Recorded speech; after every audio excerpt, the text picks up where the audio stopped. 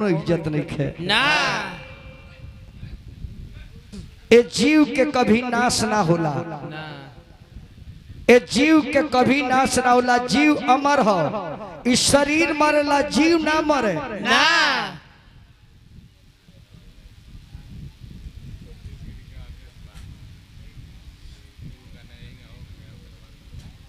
आई हमारा बबुआ सतीश गिरी जी के फरमाइश बदू गहेगा गीत कर बात कहानी होके एगो पहले 100 गीत गा लेती। 51 रुपया पुरस्कार सतीश बबुआ के शुभकामना बा। जैसे हमने के संजय बाबू तन पर के कपड़ा पुरान हो जाए तो हमने के खोल के नया पहन ले वही गई जीव शरीर जब पुरान हो जाला तो शरीर के छोड़ के नया शरीर में प्रवेश कर जाला। आज हमारे मास्टर साहब बैनाथ बाबू ये दुनिया से गइल बानी ना, खाली नाम बदल गइल बा, परिचय बदल गइल बा, मकान बदल गइल बा ना, तो अभी जीव यही परिवार में भटकता। खाली यह पता नहीं कि जब कौना नाम से मास्टर साहब परिवार में बानी। ए जीव के कभी भी नाश ना हुई। बेंजू वाला मुड़ी उठा के बोलल बताओल जाला। जब समय आवेला आदमी जब धरती पर जन्म लेला ओकरा के उत्सव कहल जाला, तो दुनिया छोड़े लाते एकरा के महोत्सव कहल जाला। एक उत्सव है तो चले जाना महोत्सव है। आ दुनिया में दुइये को चीज बा, दूगो के बाद कुछ है ना हो। आइल बानी चल जाए, दिन बा रात बा, धर्म बा अधर्म बा, सत्य बा असत्य बा, भला बा बुरा बा, जन्म बा तब मरण बा। आज परमादरणीय मास्टर साहब के ओ पुत्र से पूछी जेकर पिता ये दुनिया में नहीं खी, ओ बेटा से ओ बेटी से पूछी जेकर पिता ये दुनिया में नहीं खी। आज के 12-14 दिन पहले मास्टर साहब सरुआ बोलले रहनी, बतियोले रहनी, दरवाजा पर बैठल देखले रहनी, और आज देखी 12-14 दिन के बाद मास्टर साहब के चेहरा कैलेंडर पे आ गई। यही का दुनिया के चेहरा एक दिन फोटो बन के रह जाई। भगवान भेजले बाड़े इस शरीर से अपन इंजन निकाल ली है और बॉडी के छोड़ दी है, और ये इंजन ले जाके दूसरा बॉडी पर चढ़ा दिए तो वो गाड़ी अब चले लगी। वहां के बेटा लोग से पूछी, दिलीप बाबू से पूछी, इंजीनियर साहब से पूछी, ठेकेदार साहब से पूछी कि चके में आईली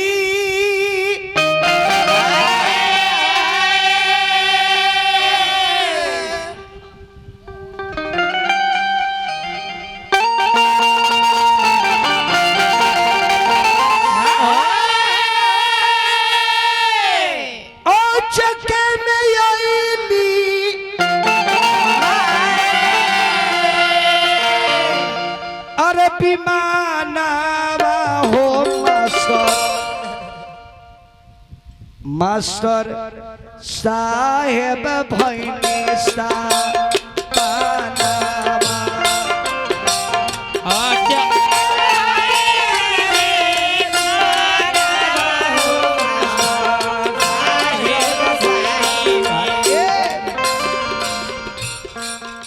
केहू बेटा ठेकेदार बा,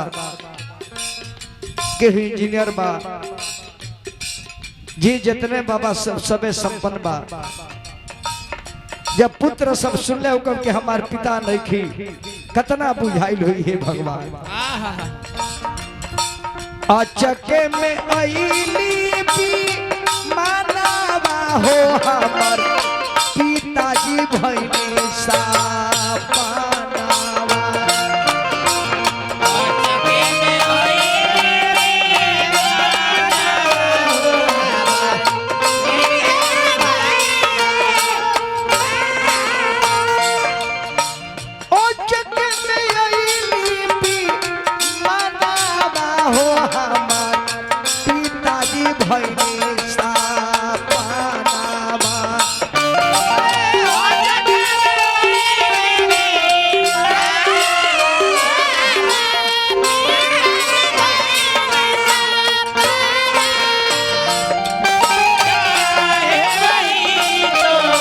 हो रहे।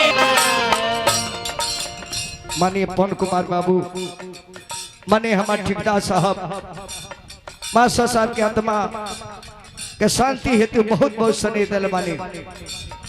आज जाने मास्टर साहब के जे भी पुत्र सुनता ने इंजीनियर साहब, आज पर मास्टर साहब के नाम पर जितना भी लुटा दी, कहा कि काल से कितनों नाम पर लुटाए तो खाता क्लोज हो जाए, दूसरा अकाउंट में चल जाए। ऐसे आज के नाम पर भरपूर भरपूर दान करे के बाद पुत्र सब सुन ले होई पिता के खबरिया, झरा झरा बरसत होई उनके नजरिया।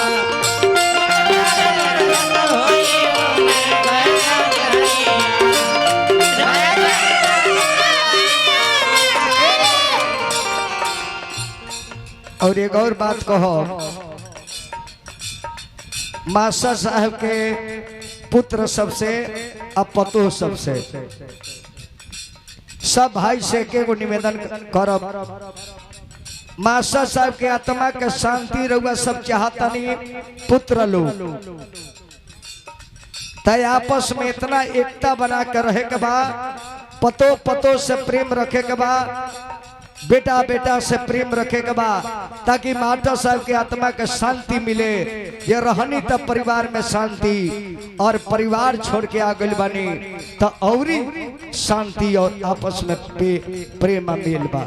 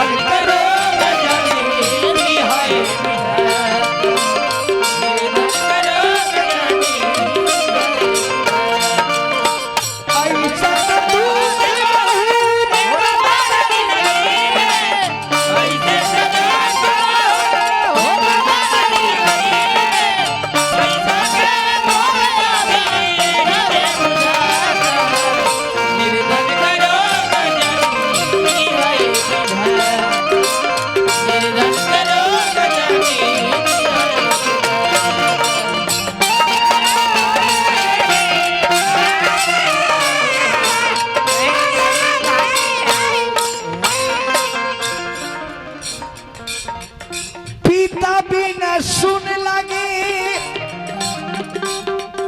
घरबा अंगनबा, बिटल की अखिया से गिरला,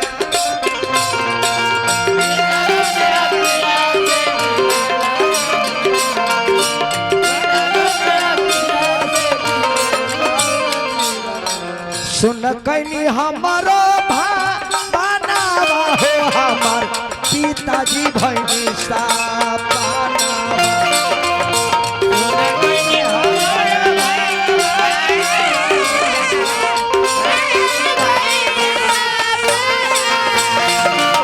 सुन लगे सगरो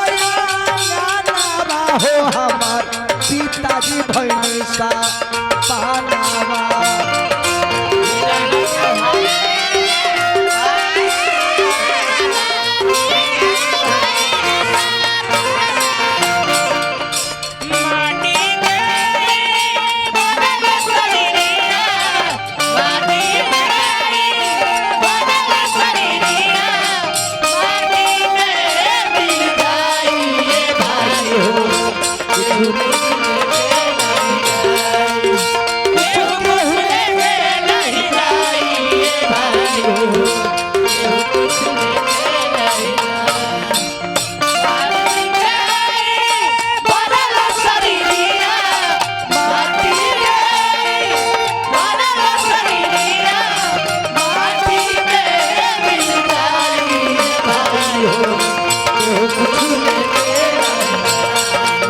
Yeah.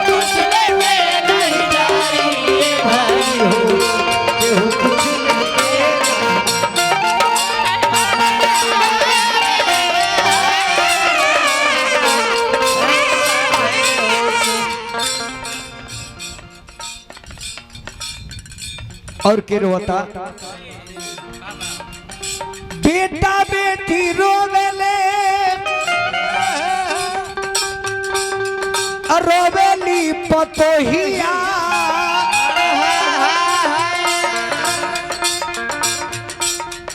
पिताजी दर्शन दिखाए आके कहिया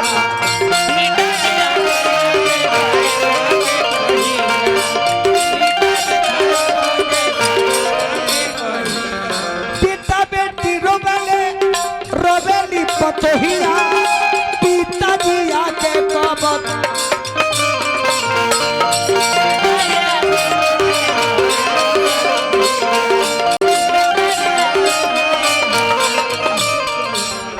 हे पिताजी सपनों में एक दिन आके पूछती जे बेटा पतो कैसन बड़ल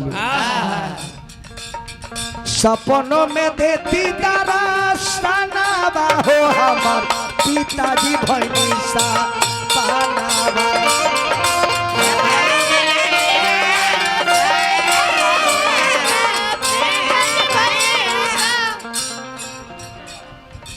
टेघरा मास्टर साहब के बहनोई बानी जुगल किशोर सिंह जी टेघरा निवासी 100 रुपया दिल बानी रहुआ के हम प्रणाम करो।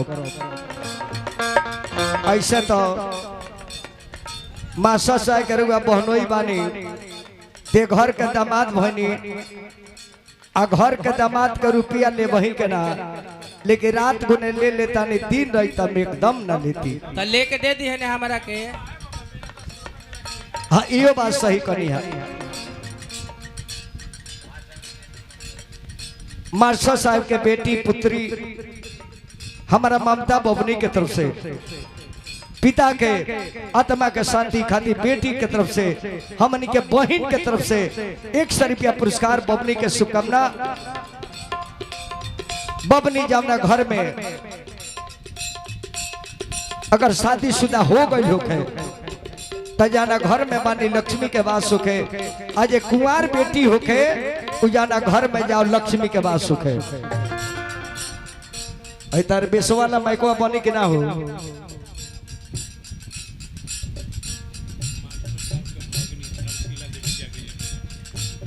मास्टर साहब के भगनी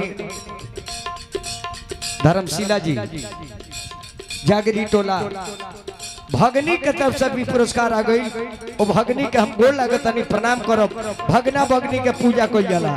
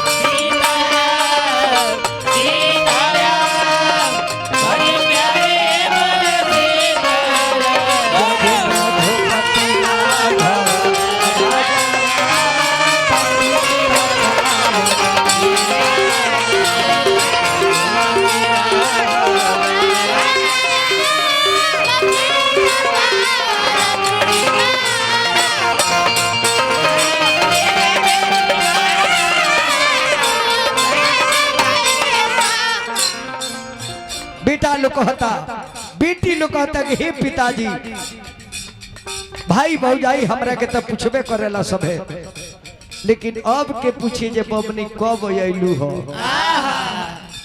बेटी कह के बुलाई ये पिताजी।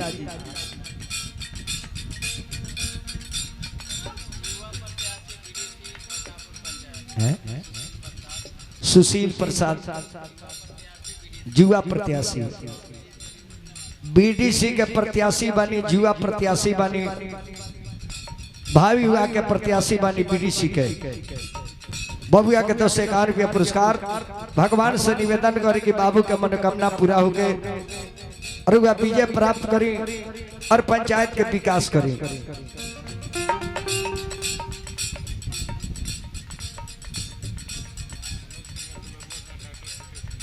मनोज सिंह बाबू के दुलरुआ सार डॉक्टर बीके सिंह जी 51 रुपया सने अभिनंदन करो। ए बबुआ दुआरा पर बैठी के अरे रोवती बाड़ी बेटी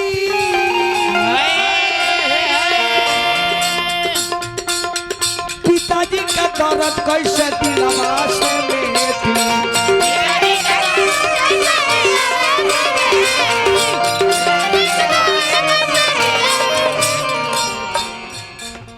घरवा में रो तारी अरे आई कर बेटी पिताजी के नहिया कैसे दिलवा से बेटी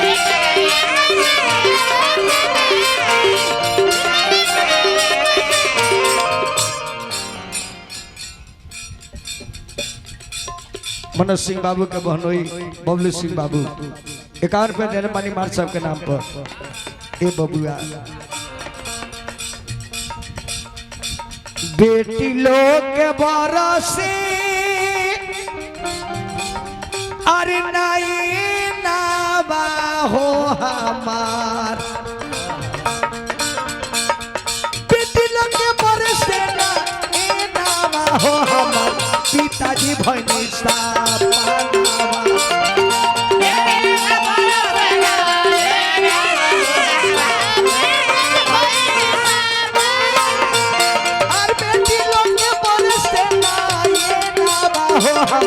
पिताजी भैनी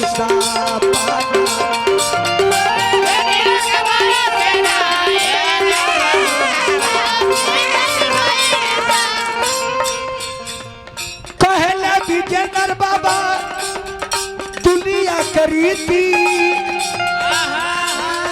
एक दिन सबका पर पारा पारी पीती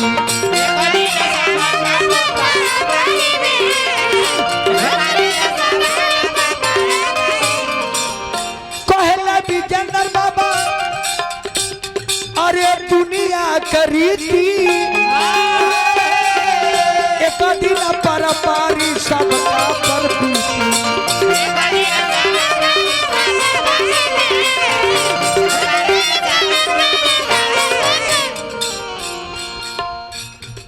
इहे कहल गौतम इहे कहल गौतम तू खाना हो हमार पिता भैसा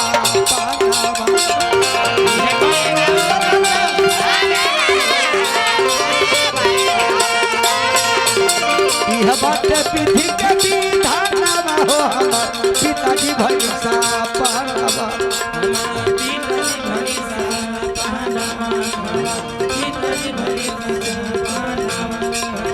इह बाव विधि के अरे विधान हो सब कर पिता हो खमसा पाना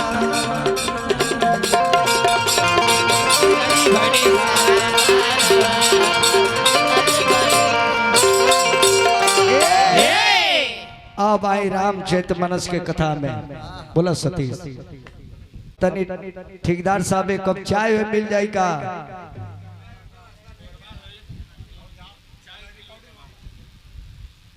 रिकॉर्डिंग तो नाचे वाली रही तब तो रिकॉर्डिंग हुई एमे तो नाचे वाली के होए ने एमे एगो नाचे वाला बाड़ है तो इनका नाम भगेलू डांसर है सुपुत्र है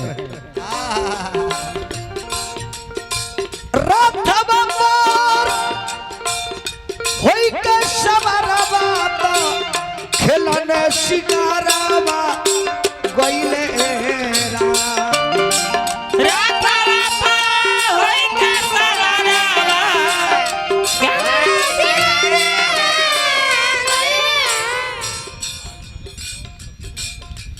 हमारा सतीश बबुआ 50 रुपया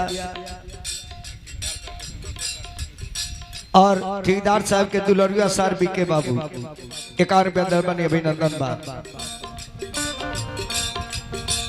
चली गईले आरी बनावा की माझारावा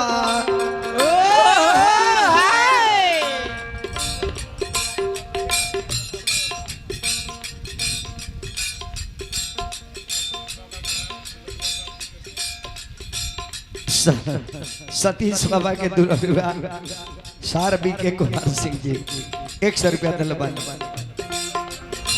चली गईले जंगल के मझारावा तो खेलने शिकारावा गईले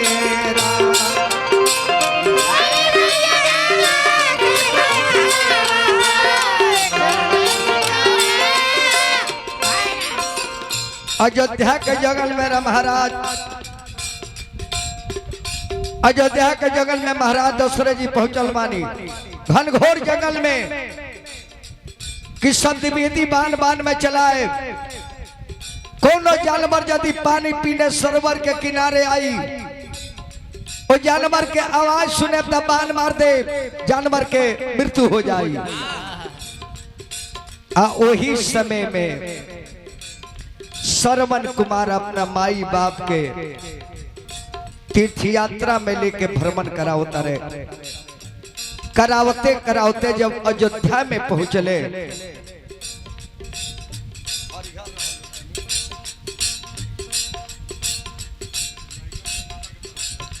लड़कन के मामा जी की तरफ से 100 रुपया पुरस्कार अभिनंदन बा।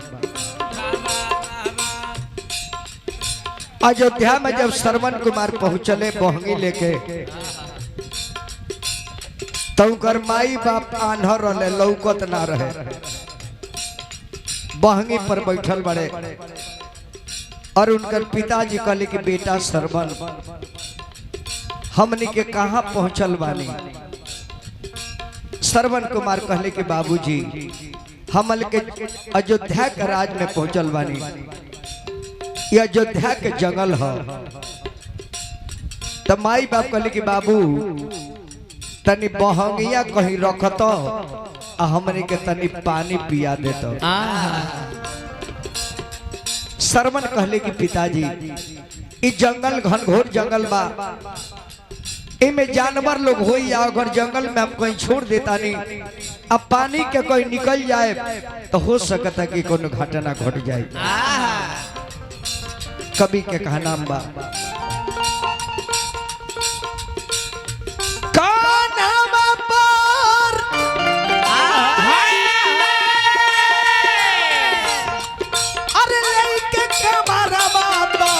जंगल के मझारावा ओइले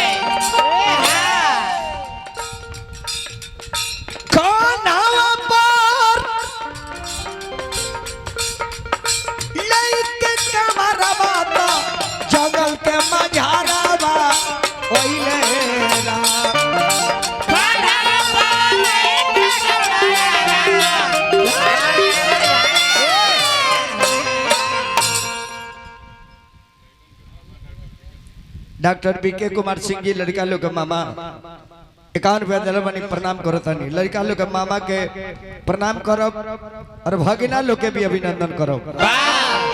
बबुआ अरे धनबा विधि के विधानवा, अरे धनबा विधि के विधानवा, तो आगे के बयानवा सुनिए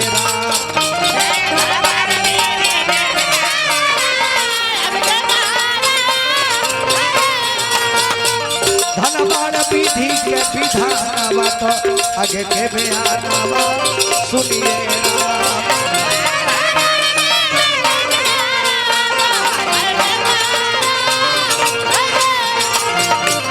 धनबाड़ विधि के विधानवा, तो आगे के बयानवा, आगे के बयानवा, आगे के बयानवा सुनिए।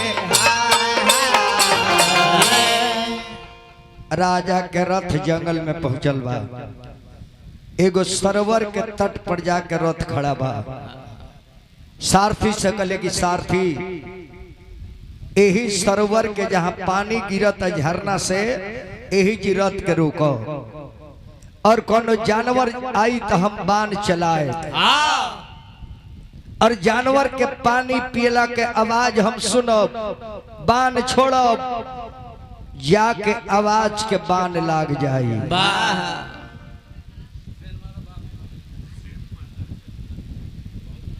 सतीश कुमार सावधानी से, एक भी न हो। ये मनोज बाबू का बैंक है, इस बैंक का एक भी बैलेंस इधर उधर न हो, न तो मनोज बाबू जानते बनी जुग जमाना ये बड़ा लड़का लोग पर भरोसा कम में कल जाता है। बाबूजी सर्विस का क्या होता है, लड़का लगो तर सब बगली टोवे माल कहाँ बा। ऐसे सभी मनोज बाबू के, ठेकेदार साहब के और बीके बाबू के, डॉक्टर साहब के दिहल रुपया हो, कृपया रुपया से मजाक नहीं करेंगे।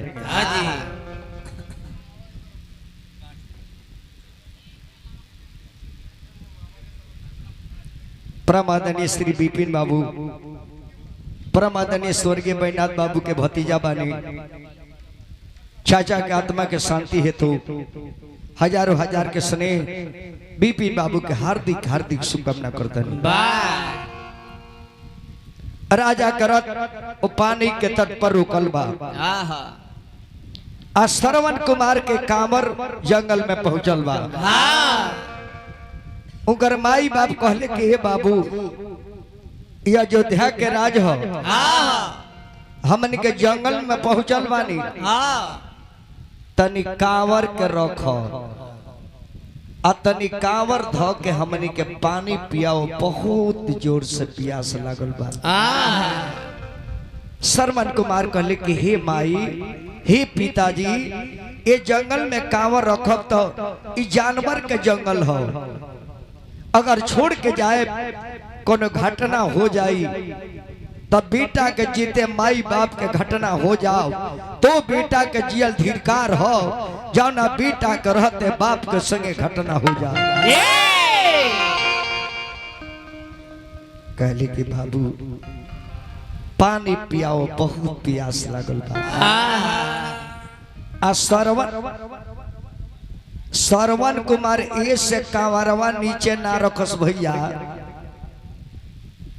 कि अगर कांवर नीचे धो देता नहीं, काहे कि जीवन में एक बार कांवर जमीन पर धैले रहले, जाना को जैसे श्रवण कुमार के कहे के पड़ गई कि पिताजी हमरा के कांवर ढोला के मजदूरी दो। बाप कहले कि श्रवण हमन से मजदूरी मांगत रहो, हमने के आनहर बानी कहाँ से रुपया दी। आज जब कांवर कान पर लेहले तो कहत रहे पिताजी क्षमा करो, हम गलती से भाड़ा मांग दल बानी। तब वही जी श्रवण कुमार के पिताजी कहले कि बेटा इ तारा में दोष नहीं खे, इ बंगाल का धरती में दोष बा।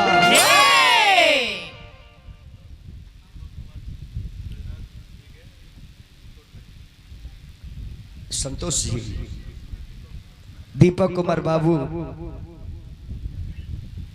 मास्टर साहब श्री बैनाथ बाबू के छोट पुत्र बानी, 100 रुपया दिल बानी। छोट बेटा के प्रति माता पिता के बहुत स्नेह रहला। दीपक बाबू के हार्दिक शुभकामना करो, भगवान से कामना करो कि दीपक बाबू के भगवान हिम्मत दी, सबकर माई बापे दुनिया से चल जाए। दीपक बाबू हमार टेंशन नहीं खेले के, और पिता के नाम लेत रही आगे बढ़त रही। बस श्रवण कुमार कहले जे जमीन पर ना रखो,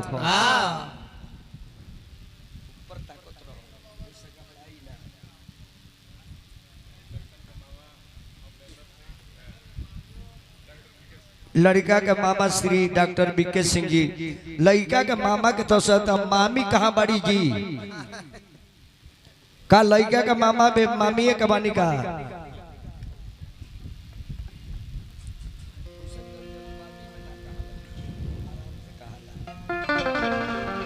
तो श्रवण कुमार कोयले का एगो पेड़ रहे, अब पेड़वा में एगो दाढ़ी रहे, उ डढ़िया पर जाके कांवरवा के टांग देले, कहले कि जमीन पर ना धरो और पीठ पर टांग देते हैं तो हो सकता कि कोनो जानवर भी घटना ना करे। माई कहले कि बेटा जल्दी रखो कांवर, हमने के पानी अब पियाओ, अब बहुत जोर से पियास लगल बा। देखिए यही जी के कारण कि राम के बाबूजी के मरे के पड़ गई। अरे बेटा हो तनी पानी पिया दो, बेटा हो तनी पानी पिया दो, बबुआ हो तनी पानी पिया दो, बबुआ हो तनी पानी पिया दो। बड़ी जोरा से लगली पियासिया, बड़ी जोरा से लगली पियासिया, बड़ी जोरा से लगली पियासिया, बड़ी जोरा से लगली पियासिया। पानी लिया के हम प्यास बुझा दो, बेटा हो तनी पानी पिया दो, बेटा हो तनी बेटा हो तनी पानी पिया दो, बेटा हो तनी पानी पिया दो। सरमन कुमार कहले कि ठीक बा बाबूजी, ठीक बा माई, तू लोग कांवर में बैठा रह, हम पानी के तलाश में चलतानी, जंगल हो ऐसे पानी का जाने कहाँ मिली, लेकिन जाता नहीं प्रयास करतानी। हाँ ये मनोज बाबू एक नंबर काम कैले बानी, यही बिना कंपनी के लेबर तनी उदास बड़े सो। अब मनोज बाबू ये बात के जानत रहनी है, सब कलाकार के मनोज बाबू हमरा बबुआ सतीश जी के मित्र बानी, भाई बानी।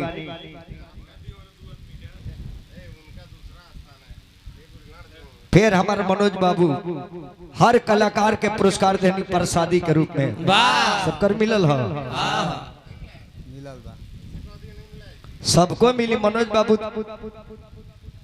एक बराबर सबके मानी ले, भगवान कमिए का दिल बड़े। मनोज सिंह के मतलब उद्योगपति, दिल के राजा, 500 रुपया हमरा के दिल बानी। दिल के राजा मनोज बाबू जहां रही बन रही, मस्त रही, स्वस्थ रही और भाई के साथ में अपने मस्ती में व्यस्त रही।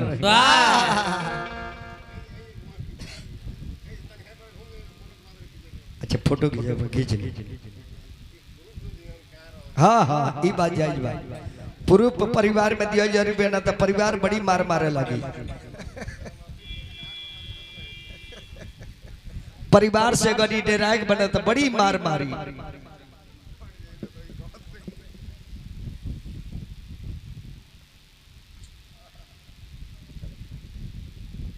बाबू बाबू बाबू बाबू हमार खूब लखिया होके कमंडल उठवले श्रवण कुमार।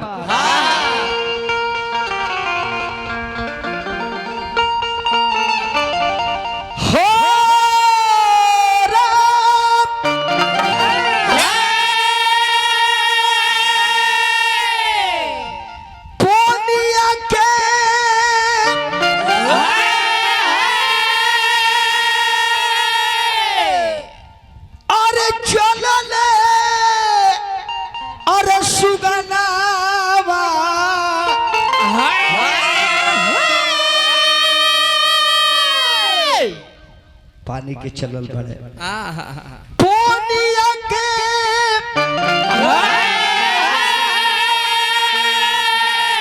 अरे चलल सुगनावा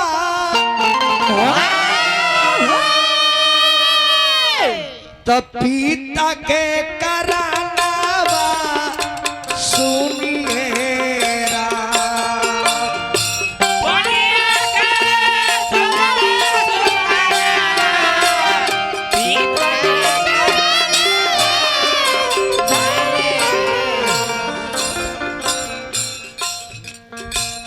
घूमता रे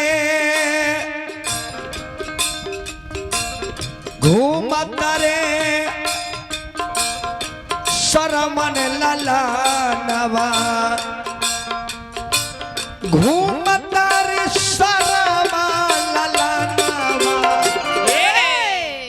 पानी के करानावा सुनिए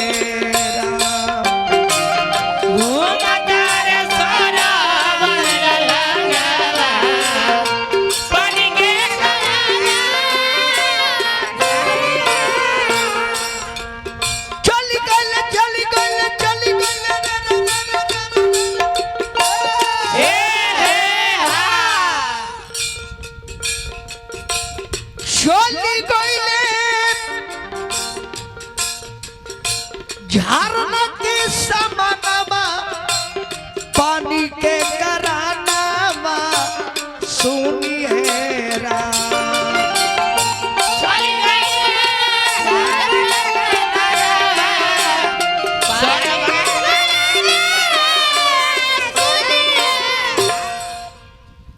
झरना जहाँ पानी गिरता श्रवण कुमार देख ले ये पानी गिर रहल बा पहाड़ से यही चीज से पानी ले और अपना माई बाप के प्यास के बुझा दी आने राजा रथ खड़ा कैले बड़े वही जी कि कोनो जानवर आई पानी पी आ मुंह से आवाज निकली तब बाण छोड़े आ जाके बाण ओ अवजबे के मार दी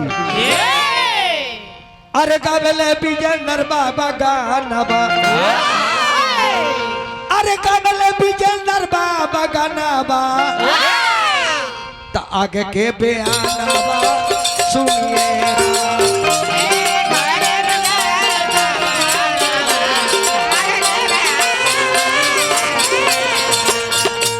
गावेले विजेंद्र बाबा गानबा तो आगे के बयानबा सुनिए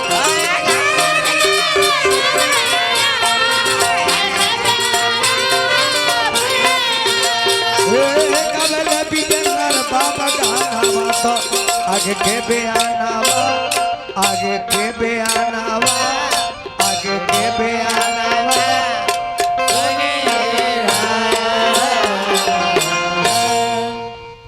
दशरथ जी टाही लगोले बड़े जानवर के और श्रवण कुमार जी ले जाके कमंडल उज्जल में डुबा रहल बड़े और जे भी कमंडल जल में डालत रे चाचा तो कोनो भी बर्तन में लोटा में गिलास में बोतल में चाहे घाड़ा में पानी जब अंदर जाला तो नीचे से बुलबुला निकलेला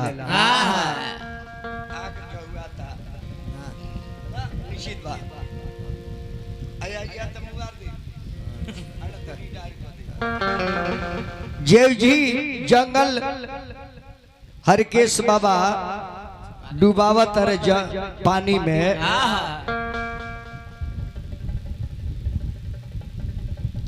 पानी में डूबा उतरे राजा कतर की सारथी रथ आगे बढ़ाओ कोनो जानवर पानी पियता ही आवाज आ रहल बा और उन्हें बुलबुला के आवाज निकलता गुड़ गुड़ गुड़ गुड़ गुड़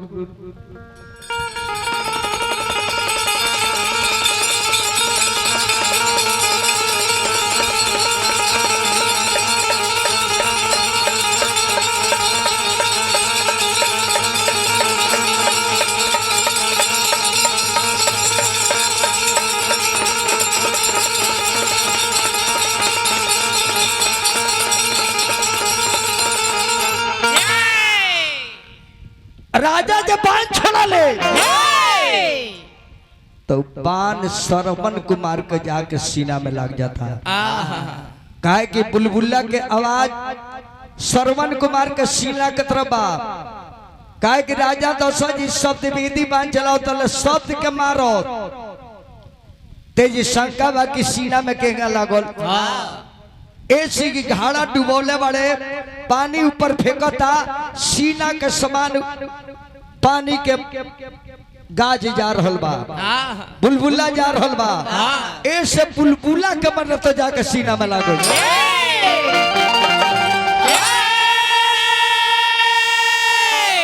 तजारे लागी गइले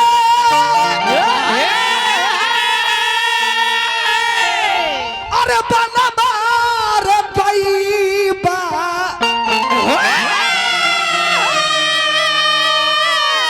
अरे सरमनी के रे बादाना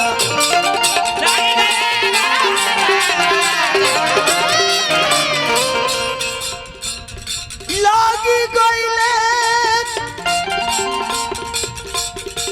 बनबा विधाता हो सरमनी के रे बादाना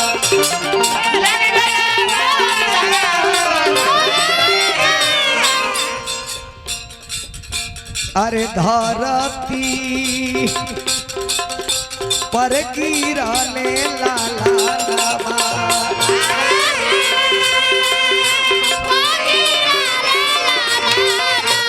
अरे धरती पर गिरने लाला लाबा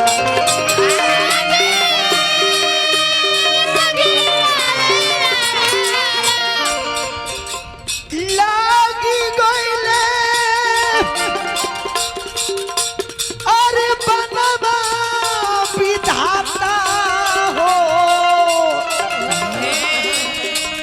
सरमन करे बादाना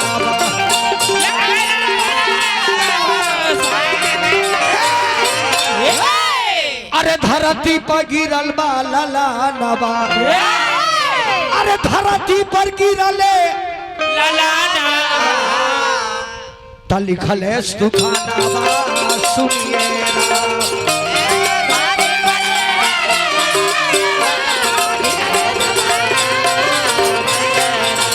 धरती पर गिरले लाला नबा त लिखल है सुखाना जाना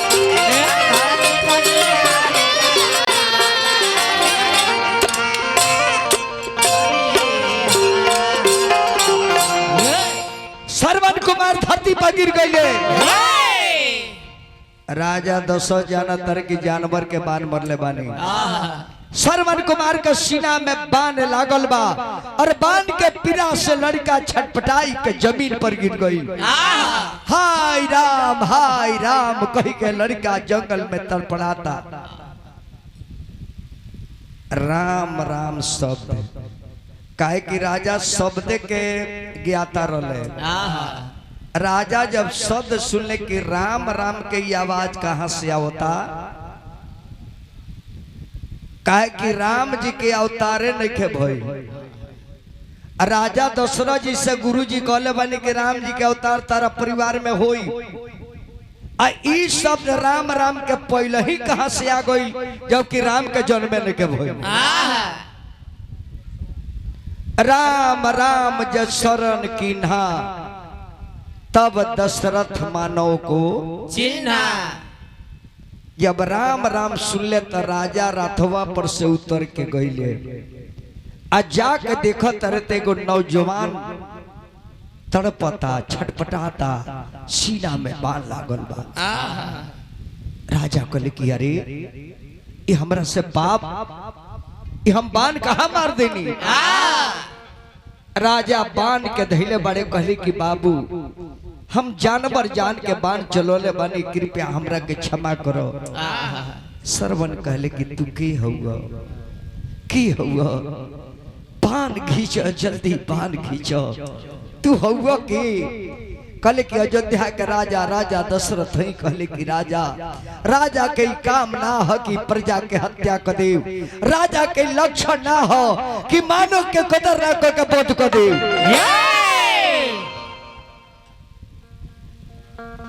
राजा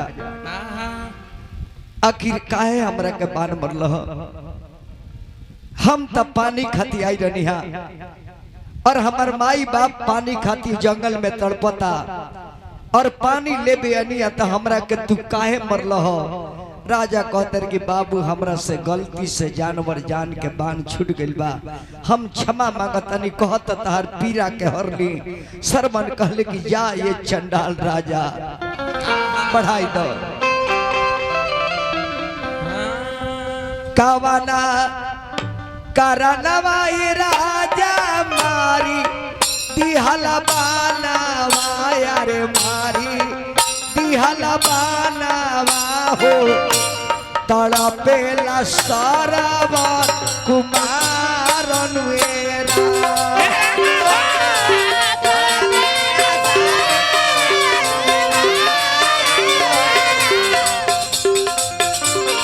रामा हो तड़पेला सारावा कुमार अनुएरा।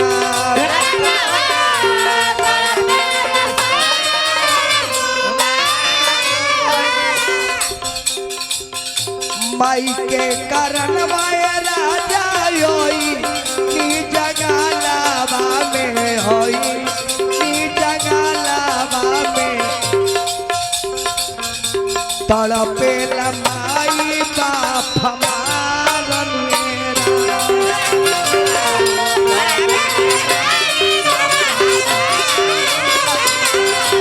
हो तड़पेला माई बाप हमार मेरा।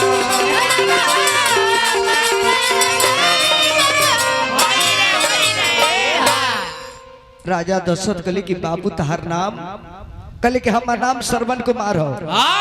हम अपना माई बाप के जंगल में ले आइल बानी घुमावे खातिर, बर्मन करावे खातिर, और पानी खातिर जंगल में निया राजा, और तू हमार बंद कर देलो। राजा आखिर तो हमार प्राण छूट जाई, लेकिन मरला के राजा हमरा कोनो अफसोस परवाह नहीं के।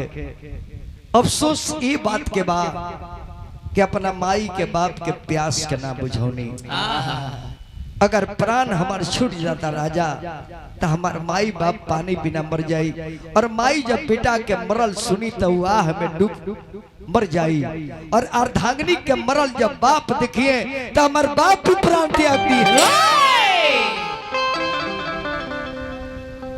राजा बाण छोड़ा, बाण रहे तो काहे कि बाण से प्राण हमार बची ना, लेकिन पानी जन को मंडल में ले ले बानी। अपना माई बाप के एगो पेड़ पर दाढ़ी पर टंगले बानी हे सामने, ले जाके पानी पिया के प्यास के बुझा दियो। लेकिन पानी पिए के पहले हमारा बाबूजी से हमारा माई से कहिया जन कि तारा बेटा के वध कर दिले बानी। काहे कि बेटा के मरल माई से बर्दाश्त ना हुई, बेटा के मरल बाप से बर्दाश्त ना हुई। बेटा मर जाई तो माई और बाप मर जाई है।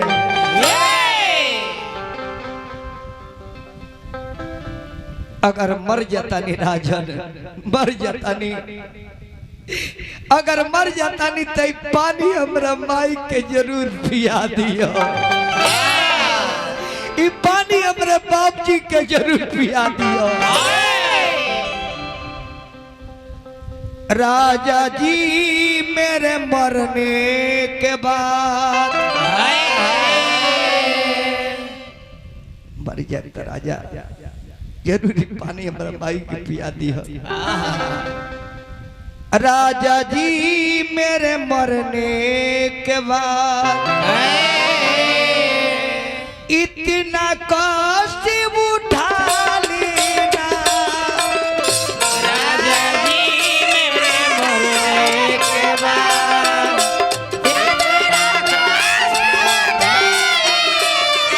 राजा बाण मत खींचा राजा, काहे के पहुंचब ना राजा, हम मर जाए। माता पिता मेरे अंधा अंधी, उनको पानी पिला देना। माता पिता मेरे अंधी, उनको पानी पिला देना। हे राजन पानी पी लेने के बाद पानी पी लेने के बाद सारा बात बता देना।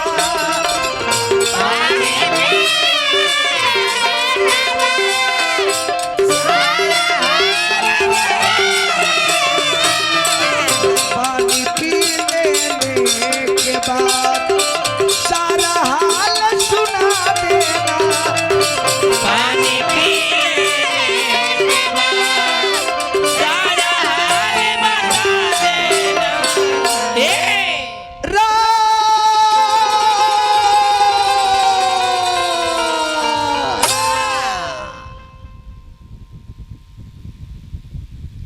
श्रवण कुमार की मृत्यु हो गई। पंखा जब माइक में घींचता है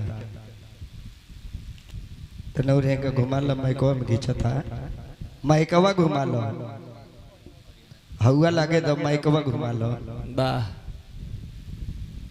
श्रवण कुमार की मृत्यु हो गई। राजा के हत्यारी लागल बा कि हम एगो नौजवान के एगो केहू के संतान के हत्या कर देनी।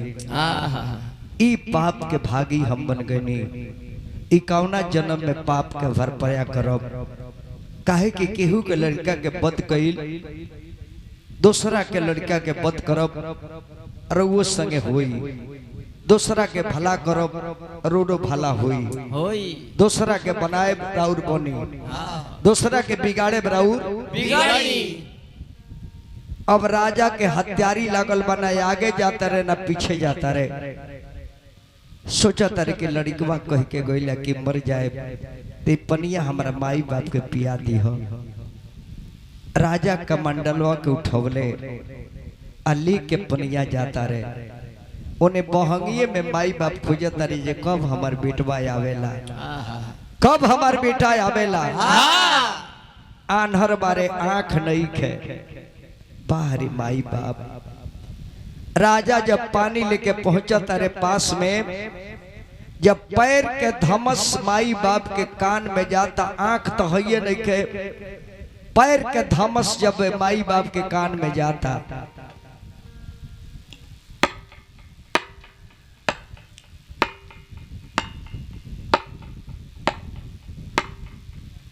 के हा के हा श्रवण कुमार बेटा। श्रवण तू हमने से खिसियाइल बड़का का पानी का हमने के कोई दिन ऐसा तारा एक दुख बात बेटा बोलत काहे ने का बेटा।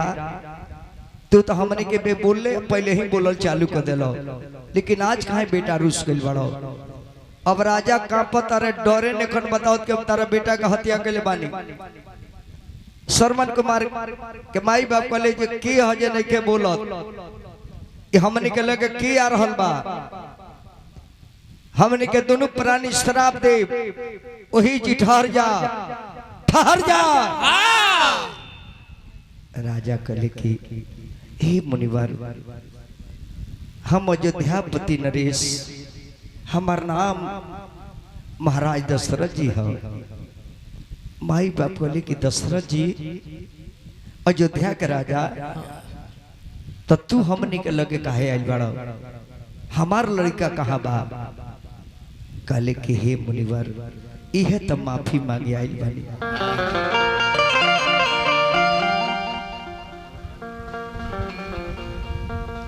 इहे माफी मांगे आइल बानी। हम हमारा से बहुत भारी पाप हो गइल बा।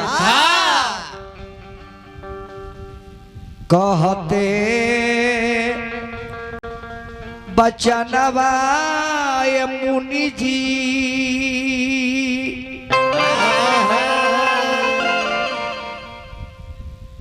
पागल भइले रे ए मानवा।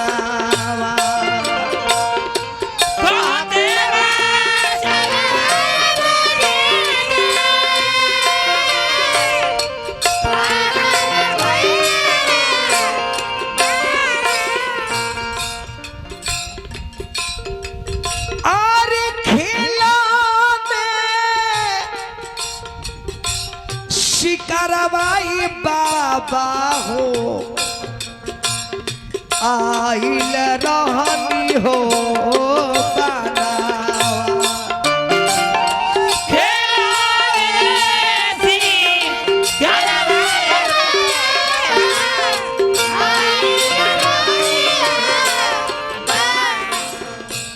माई बाप कहले ते से हमारा मतलब तू शिकार खेले राजा आइल बड़े से का मतलब है हमारा बेटा से मतलब है कहले कि ये मातवा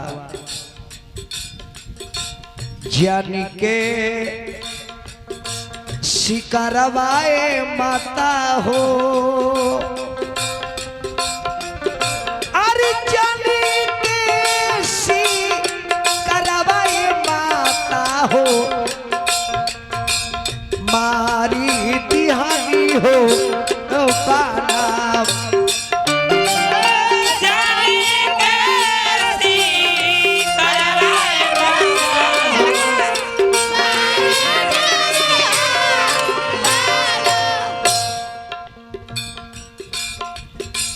शिकार के मार दलो जानवर के मार दलो कहले कि नाम मुनि जी तहरे लाला नवाई मुनि जी तहरे लाला नवाई मुनि जी अरे तेजाले हो पारा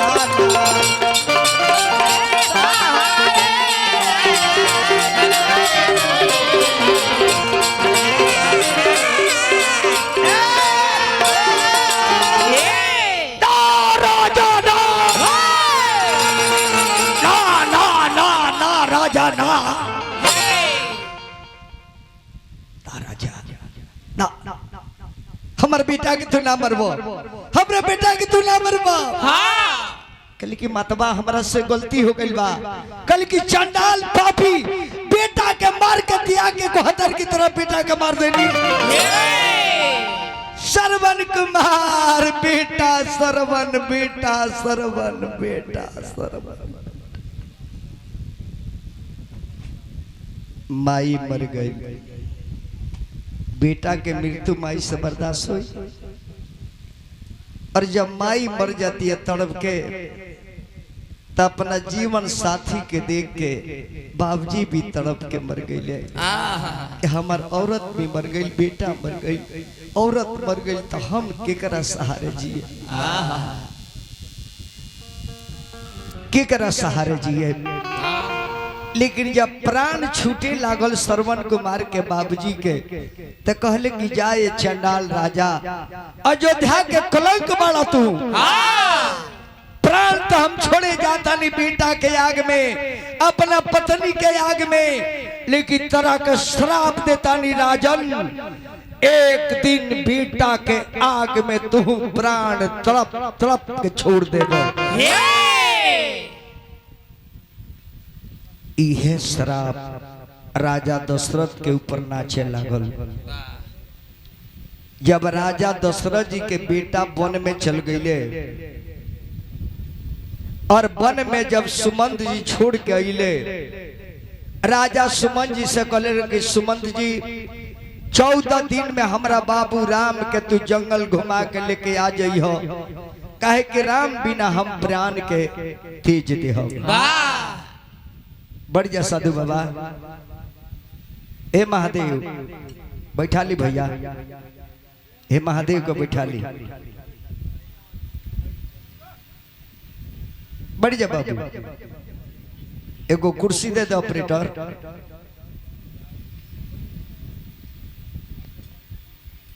यह कारण है कि राजा दशरथ की मृत्यु हो गई सुमंत जी रथ लेके गए राम जी के छोड़े जंगल में राजा दशरथ जी कहले कि 14 दिन में राम का जंगल घुमा के तू सुमंत हमरा लगे ले आ दिया ना तो राम बिना हम प्राण के रख न पाए और सुमंत जी शाम के अयोध्या में पहुंचल बड़े रथ लेके दिन में ना अइले जे अयोध्या के लोग देखी तो जवाब का देव की राम जी के छोड़ के चली आइल बा शाम के रथ लेके आइल बड़े सुमन मंत्री लो जाके कहल कि महाराज की जय हो। जय हो। ही महाराज सुमंत जी रथ लेके आ गइल बड़े। कहले कि दूत सुमंत जी आ गइल बड़े और राम भी आ गइले। कहले कि महाराज सुमंत रथ लेके आइल बड़े लेकिन वो रथ पर राम जी नहीं खन। महाराज कहले कि कहा सुमंत जी कहले रहने की 14 दिन में वन घुमा के चले जाओ और राम के छोड़ के आ गइल बड़े। सुमंत के बुलावल जाओ।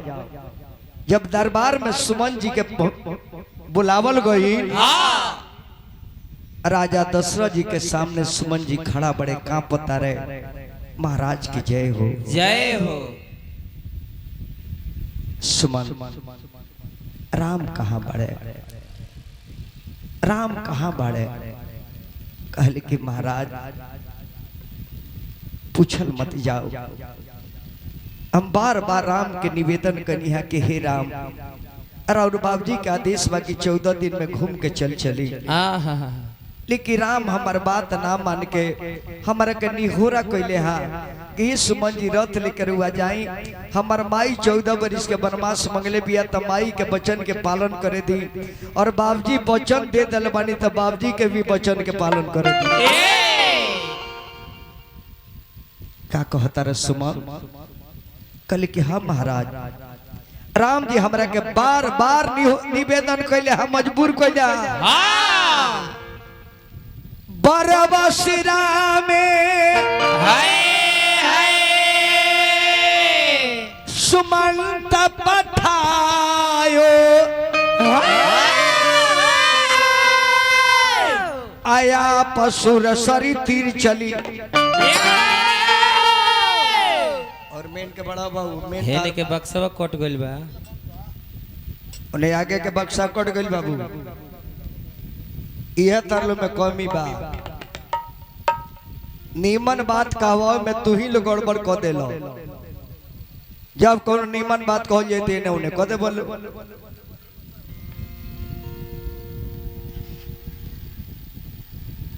कहले कि हे महाराज बरबस राम सुमंत पठायु बरियारी हमरा के भेजा दे निहा।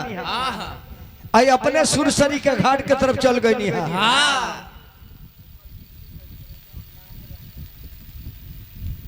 तू राम के छोड़ के आ गई। कहले कि महाराज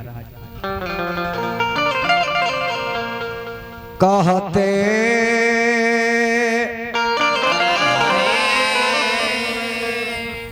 अरे बचनवा हो राजा जी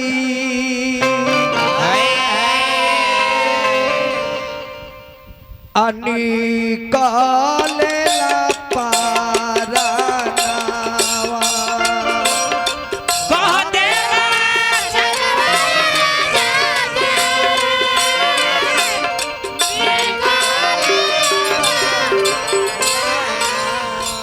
बेस के मारो।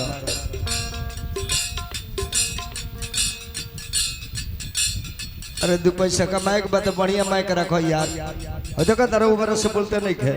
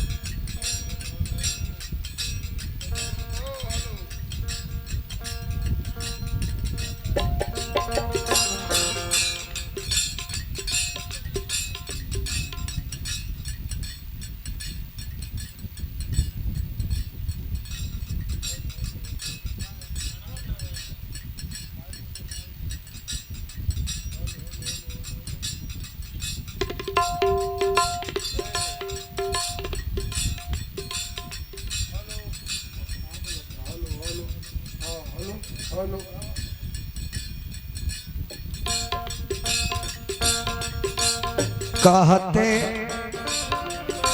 बचन माए राजा जी निकाले ला पारा।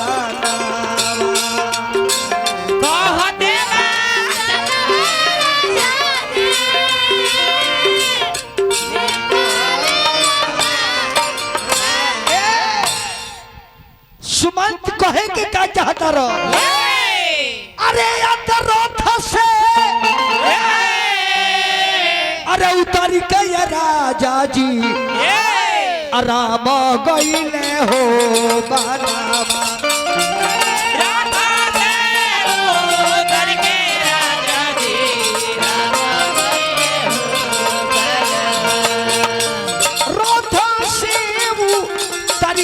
राजा जी राम गईले हो बनावा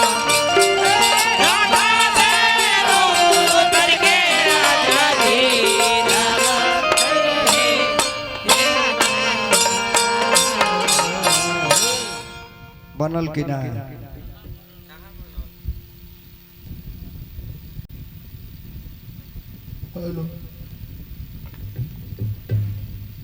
अब बढ़ जा अगला बॉक्स चालू करो बॉक्स दोनों बॉक्स मास्टर चालू करो खोलो कर मास्टर जाके यह जान ली की बात जब राजा दशरथ जी सुनले कि राम जंगल में चल गए राम जंगल में चल गए कहले कि सुमंती का कहलो बैकी भी राजा मूर्छित होके जमीन पर गिर गई रानी कौशल्या महल से निकली राजा धरती पर गिर गई बड़े रानी अखबारी में पकड़ के राजा दशरथ जी के अपना जंघा पर लेके बढ़िया तारी कहली कि हे स्वामीनाथ ई का करतानी औरत के जिए के दुइये गो वजह बा कवन औरत के जिए के दुइये गो रास्ता बा कवन अगर पति दुनिया में नहीं खन तब पुत्र देख के औरत जी जाली अगर जरा पुत्र नहीं खे वो अपना पति के देख के जी जाली तो स्वामीनाथ हमार बेटा जंगल में बाड़े अरुआ यदि ऐसा कैले बानी तो हमारा जिए के रास्ता का बा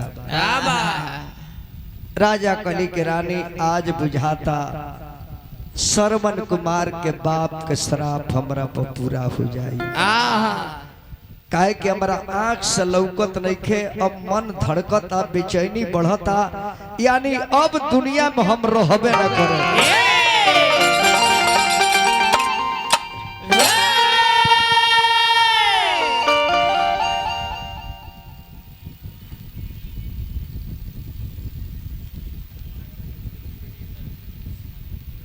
मधुमाला बोबनी मास्टर साहब की छोट पुत्री बानी 500 रुपया बोबनी के तरफ से मिलल अपना पिताजी के आत्मा के शांति खातिर वो बोबनी के हम हार्दिक स्वागत के साथ माई जगदम्बा से निवेदन करे कि बोबनी निराश नहीं होके के पिताजी अरुआ के छोड़ के चल गए बड़ भाई पिता के समान होला इस नैहर में बड़ भाई आ बड़ भौजाई माता पिता के समान होला इससे कोनो प्रकार के दिल पर दुख नहीं खेलेबे के भाई के भौजाई के खूब मान सम्मान देवे के बा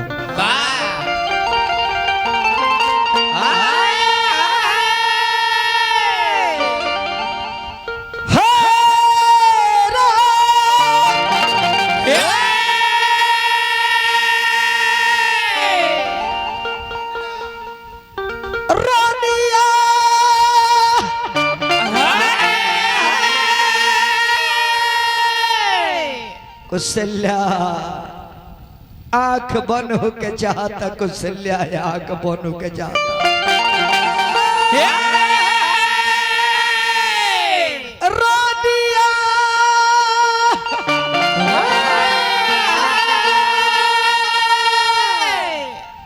अरे बुदाइल जाता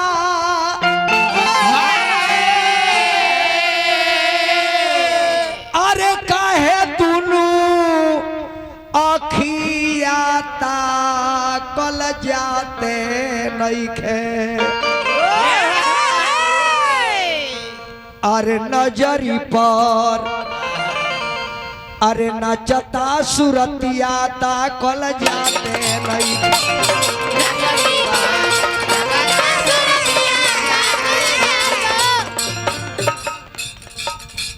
आदमी के प्राण छूटे के जब समय हो जाला त जीवन के सब लीला आँखी के सामने लौके लगेला।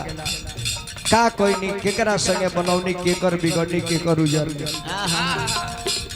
वह राजा को तरीके को सिला नजर पर सूरत नाचता जन्म दूसरा के बेटा के पद कैले रही।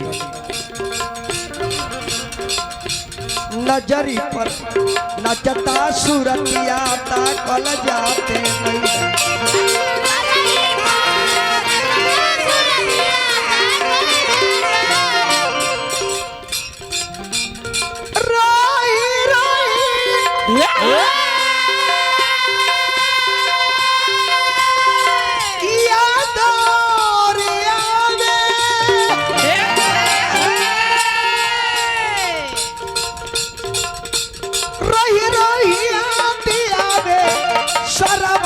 बतिया ताकल जाते नहीं।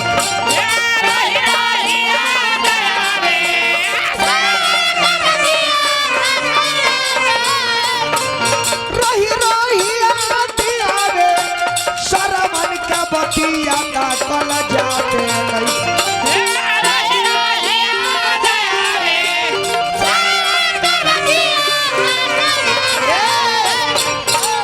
रानी अब बचबना रानी बचबना अरे माथा बाप अरे नचमाऊ अकिया ताकल जाते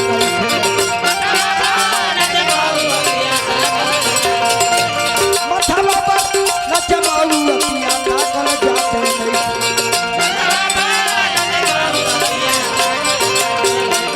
माथा बाप नचमाऊ अकिया ताकल जाते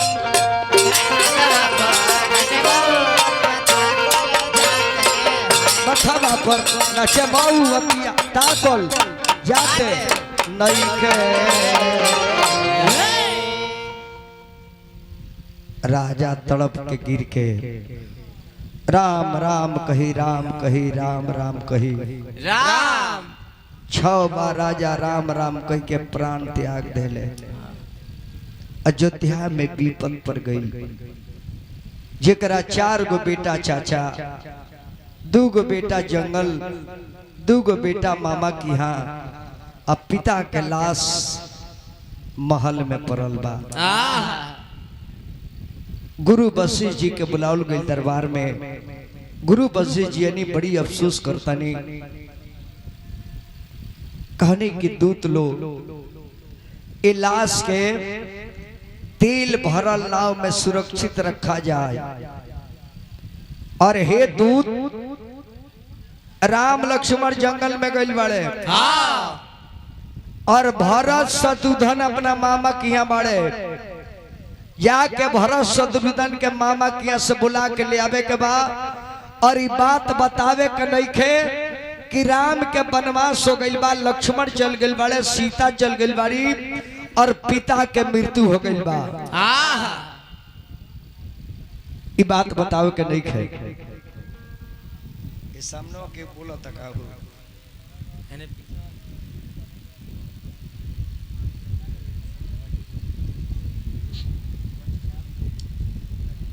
श्रीमती शंकुतला देवी मार साहब के बड़ बेटी बबनी की तरफ से 100 रुपया स्नेह आई। बबनी सदा सुहागन बना रही, नैहर ससुरा सबे बने रहे और पिता के प्रति राउर स्नेह बना रहे। और पिता रुआ के छोड़ के जाए वाला बानी ना, केहू के बाप छोड़ के दुनिया से ना जाला। अगर माई बाप मर जाई तो जनेऊ में बियाह में पितर के न्योता ना दिहल जाई। एक मतलब कि हमन के पूर्वज आज भी बा कहियो रही ऐसे जब जब परिवार में जग परी तब तब न्योता दिहल जाई।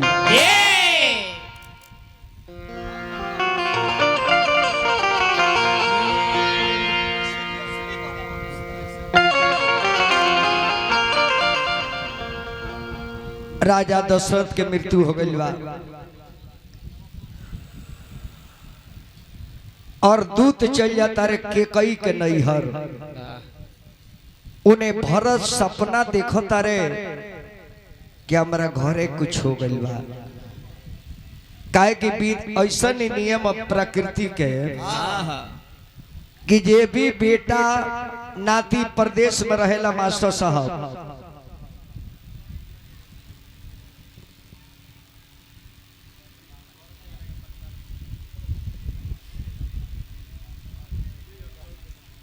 ठीक बा पौन बाबू,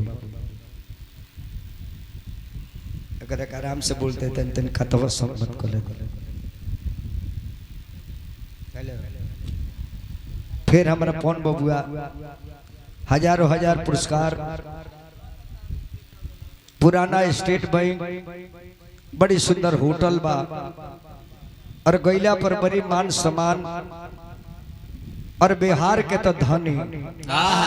हार्दिक स्वागत अभिनंदन करो।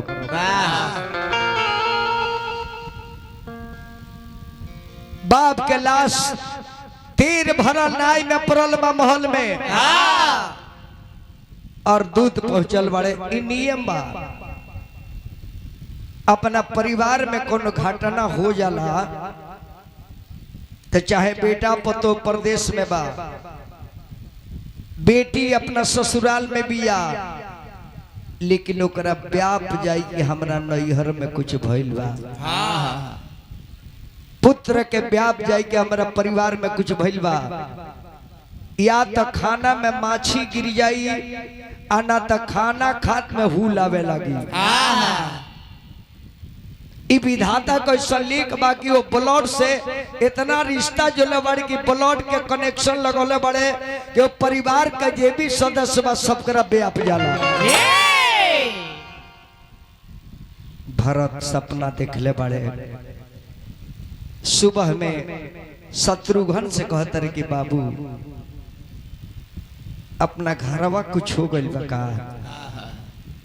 काहे कि रात सपना बहुत गड़बड़ देखले बानी। तो शत्रुघ्न जी कहते रहे कि भैया हमहू बड़ी खराब देखले बानी। कहले कि बाबू हमार मन घबराता, आ तब तक ले दूत पहुंच जाता रहे। अब औरी बेचैनी बढ़ गई कि आखिर हमने के मामा की आइल बने तो दूत काहे आइल बड़े, कर मतलब हमारा घरे कुछ हो गइल बा। दूत कहले कि शत्रुघ्न जी, भरत जी, गुरुदेव के आदेश पर वह सब अयोध्या में चली। बार बार दोनों भाई कहले कि दूत घर के समाचार ठीक तबा, हमने के पिताजी अच्छा बानी, हमने के तीनों माई अच्छा बालो नु। अभी करा मुंह से बकार निकला था, कहते कि हाँ महाराज गुरुजी का आदेश पर हुआ सब घरे चली। अरे दूत बताओ ताकिर कारण का बा ये तू आइल बड़ो, आखिर हमने के मामा की आइल बनी तो दूत भेजे के कारण का बा, यानी विशेष कोनो बात हुई? कहले कि ना गुरुजी के आदेश बा। जब रास्तवा में दोनों भाई चल रहे तो कहीं सियार रोडवा काटता, कहीं बिलार काटतिया, माथा पकाग बोलता, तरह तरह के असगुन होता। भरत के औरी बेचैनी बढ़ता।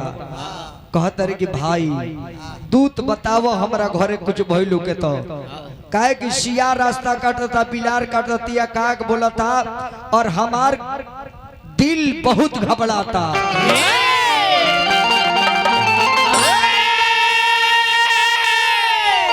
अरे खबरिया खबरिया,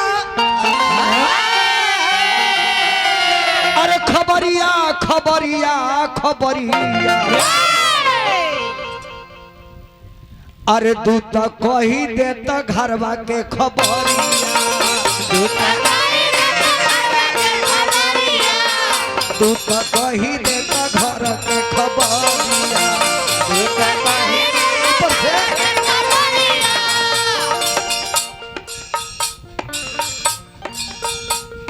मन घबराता, मन घबराता दूत, मन घबराता हमरा कुछ ना बुझाता, मन घबराता हमरा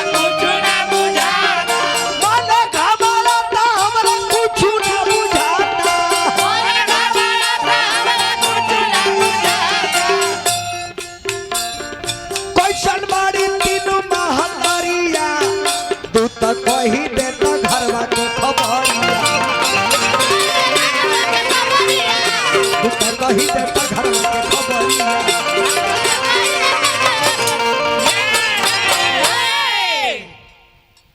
अयोध्या में अन्हार भइल बा।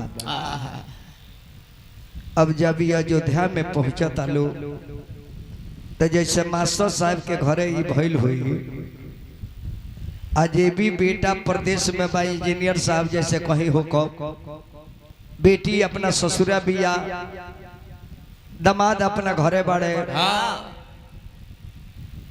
पतो भी पति के संगे बाड़ी। आज जब ये सब आइल हुई सुन के त गांव नगर के जे भी देखो तो सबे मुड़ी गाड़ देला। कहे कि जे भी परदेसी प्रदेश से आला तक बतावेला ना कि मास्टर साहब अब नहीं खे। वो यही से बुझा जाए जे जब उतरल जाई ना, मानी कि गोपालगंज उतरनी परशुरामपुर में आ गई, केहू गांव के चाचा काका मिलल, चाचा प्रणाम, तो मुंह के रौनक बता दीजिए हमरा कि यहाँ कुछ भइल बा। अब जे ही देखेला से मुड़िया कर देला, ठीक बड़न बाबू अबे अवतार अच्छा दोसर के कहले जे हो इनकरा पता ना रलो, बतावला के काम नहीं खे, जब अब घरे जा। वैसे ही जब भरत शत्रुघ्न अयोध्या के गेट पर अइले, गेट के रौनक उदास, अयोध्या उदास, अयोध्या के लोग उदास, सारा हाट बाट नर नारी टोला महला केहू के मुंह पर रौनक नहीं के। काहे को राज के राजा के मृत्यु भइल बा, ओ राज के राजा के मृत्यु भइल बा।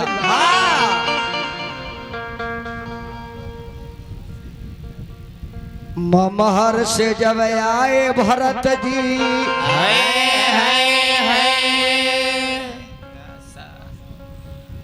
दासा कहलो न जाला,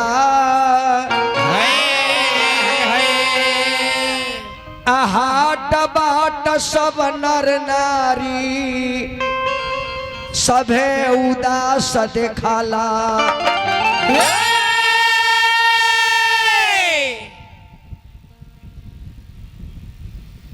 गेट बजा के भाई भरत जी,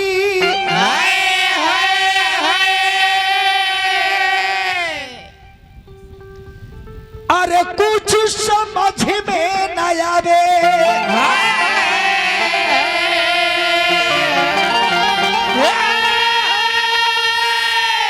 अरे अपना मन के हल्का बताई, दुख के करा से जाके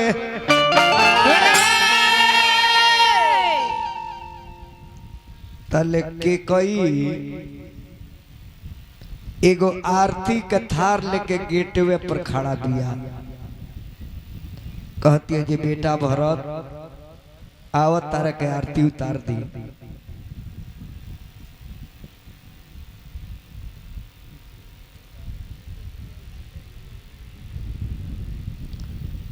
बैनाथ बाबू के दुगो बेटी रेणु देवी और ममता जी, बबनी लोग के तरफ से सैकड़ों रुपया पुरस्कार मिलल। अपना पिता के अंतिम जग में हमार बबनी लोग जहाँ रहे सुखी रहे, संपन्न रहे। हमारा तरफ से भी भगवान से निवेदन और पिताजी के तरफ से भी रुआ सबके आशीर्वाद बा के कई आरती के थार लेके खड़ा बड़ी दरवाजा पर और मने मने मुस्कुरा तारी के बेटा भरत ई राजगद्दी तू संभार। भरत कली की माई ते इतना तक खुश कबू ना रहते, खुश काहे बारी? कली की बेटा पहले आवो तारे के आरती तो उतारी। बहुत दिन के बाद हमरा नैहर से तू आइल बाड़ो, कहा नैहर के समाचार, हमरा भाई लोग के समाचार, भौजाई लोग के समाचार। अरे आवा बेटा तालो के आरती हम उतार दी।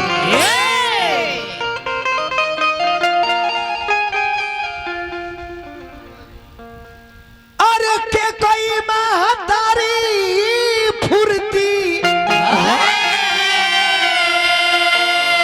अरे ले कबैली थारी कहली आरती बारी। देखी माई के चलते बेटा जंगल में, महतारी के चलते बाप के मृत्यु। देखी कितना लम्हर कांड को ले बिया। आरती लेके खड़ा होके कहते बेटा भरत आई राज में तहार स्वागत बा और राजगद्दी संहारो कले कि माई राजगद्दी संहारे के बाद ते काहे कले हा जेकर बड़ भाई राम अयोध्या में, जेकर पिता अयोध्यापति नरेश और अपना पिता के रहते और अपना बड़ भाई के रहते ते हमरा के राजगद्दी पर बैठे के काहे कहता रे। कहले कि बेटा बताओ तनी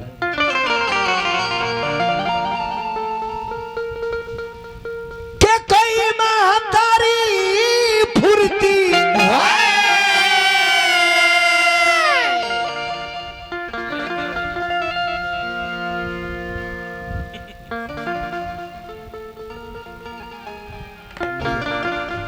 रुक ना रही यार, का दुनही लता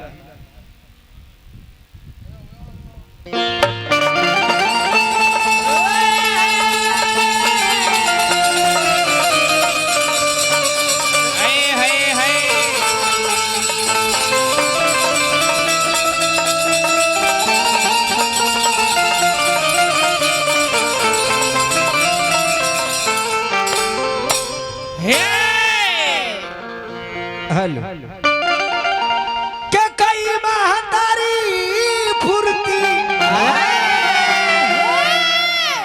अरे ले के बैली थारी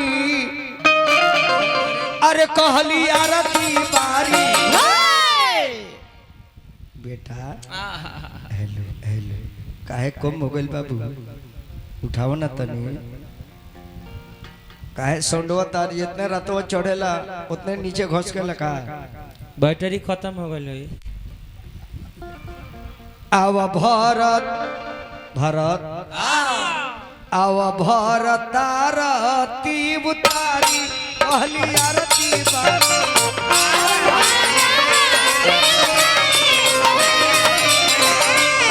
आव भरत आरती उतारी कहली आरती बारी।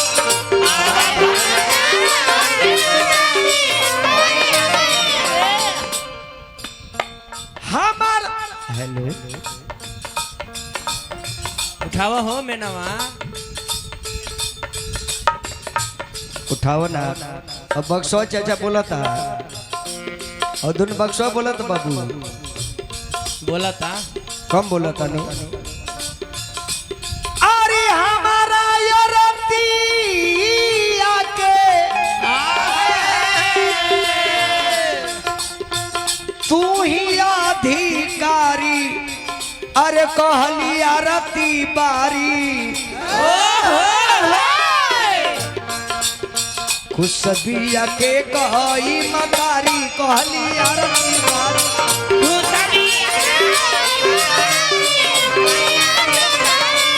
आव बेटा आरती उतारी कहली आरती बारी।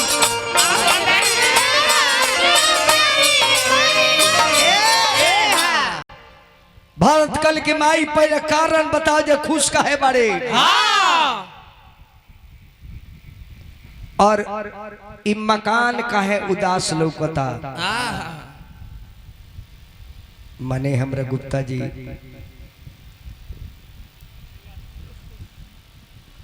दुगोला जंक्शन और गुप्ता जी रंगीला दुगोला जंक्शन दुगोला तिवारी म्यूजिक लाइव और बुढ़ापा में भी यहाँ का रात भर सुतत बानी ना। देखी कितना दूर दूर से चैन वाला लोग और आज मास्टर साहब के फोटो इनाम डेट गांव ई पूरा विश्व के कोना में बरले चल गइल बा यूट्यूब और यूट्यूबर लोग के माध्यम से। हिंदुस्तान ना अन्य कंट्री में भी मास्टर साहब के नाम जा रहल बा। अब मार साहब कहानी परशुरामपुर के नाम रह गनी। मार साहब के नाम विश्व में विख्यात, विश्व में विख्यात। इंडिया, रूस, जापान, ऑस्ट्रेलिया, सिंगापुर, दुबई, कतर, बहरीन, सऊदी, कोनो ऐसा देश नहीं के जहाँ मार साहब के फोटो आ परशुरामपुर के गांव गोइल नहीं है। सारा लोगवा के फोटो हुआ चल गई बा।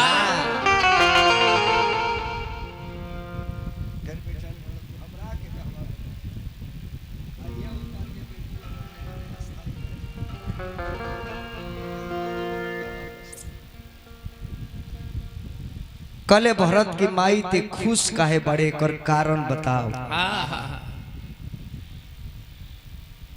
और भैया राम कहा बड़े माई,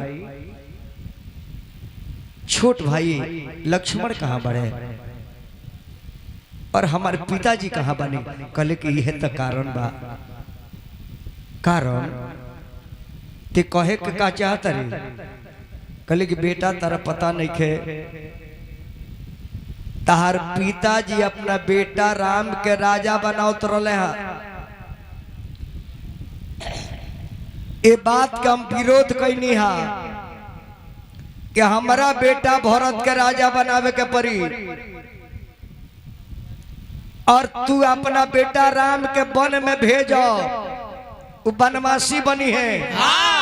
हमार बेटा अयोध्या का राजा बनी है। का कहता रे?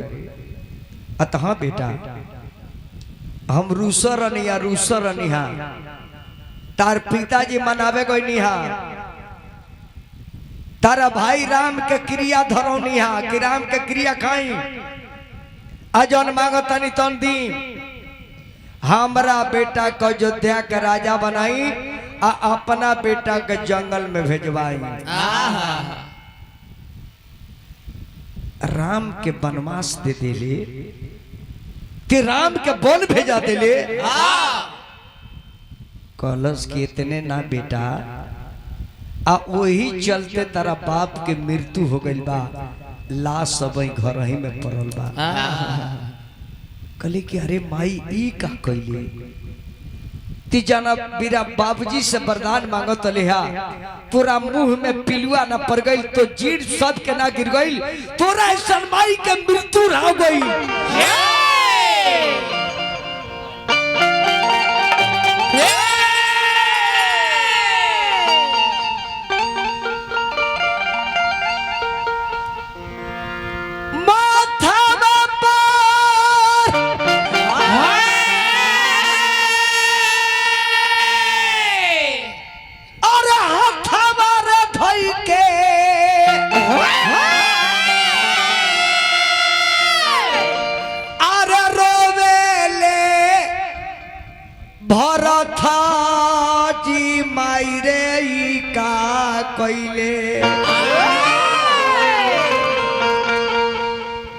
अरे भाई देहाले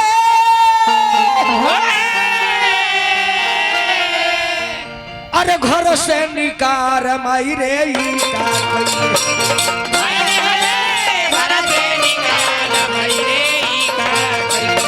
भाई देले घर से निकार माई रे ई का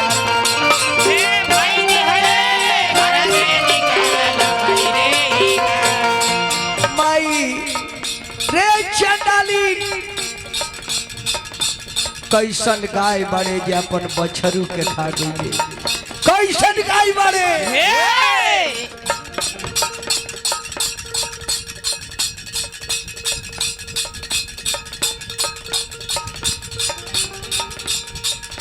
भइले न पीरमा मुँह में पर नहीं कीड़ा माई रे ई का कोई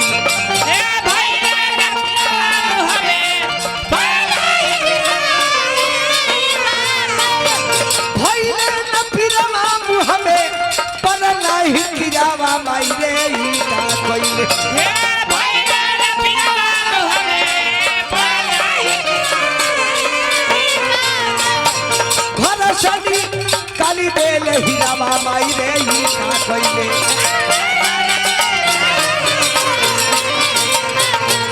भला चली काली देल हीरावा माई रे ई का कइले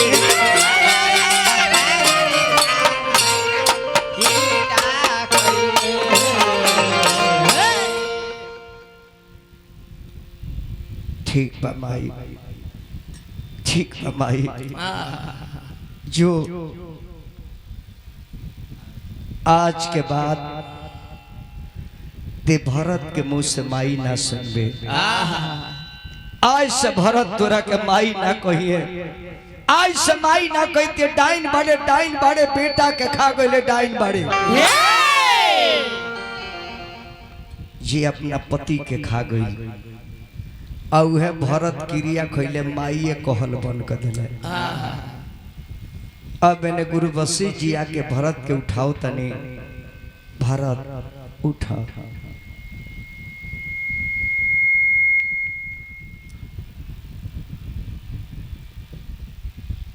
भरत का तारे जी गुरुदेव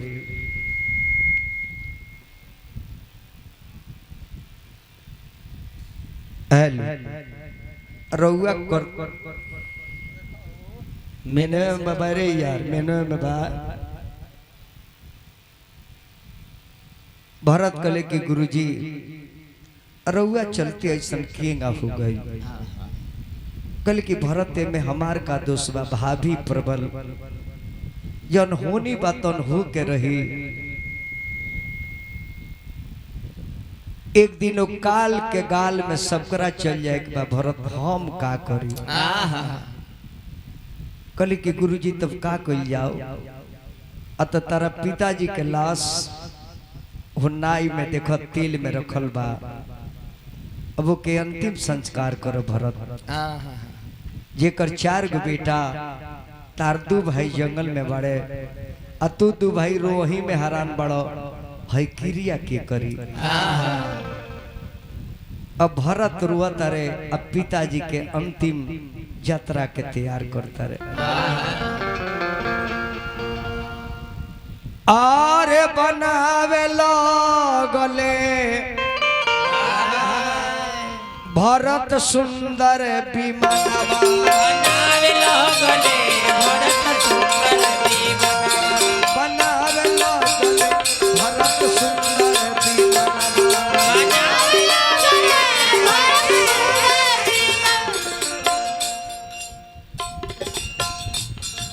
बाप के लाश बेटा के कान पर जना मेरा बाप के लाश बेटा के कान पर चढ़ेला ओ बेटा से पूछी जे दिल पर का गुजरेला जैसे हमार पिता ने की दुनिया में हम अनुभव करतानी कि हमारा संगे जेगा भइल बंगा दुनिया में सबके संगे होला कन्हा पर लेला बड़े और लिख के चल रहल बड़े बनावे लगले भरत सुंदर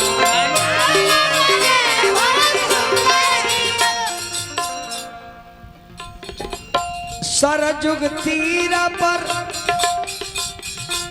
भीरा भैलवा सरजुग तीरा पर भीरा भैलवा सरजुग तीरा पर भीरा भैलवा सरजुग तीरा पर भीरा भैलवा ब्रह्मदेनी हमरा ठिकदार साहब हल बहुत माइक तार मेन कम हो गइल बा बाबू है तार बॉक्स एकदम बैलेंस होने के दी देखा बेस गबड़ाइल बा हो तो कब के बनल बा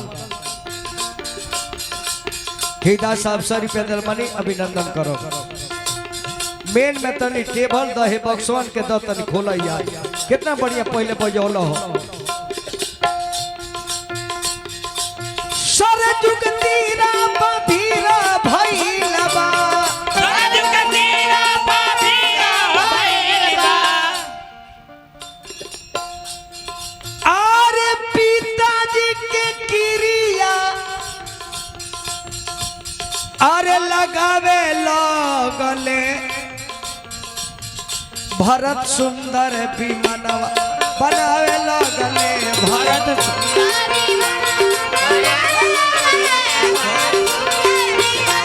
बनावे लगले भरत सुंदर विमानवा।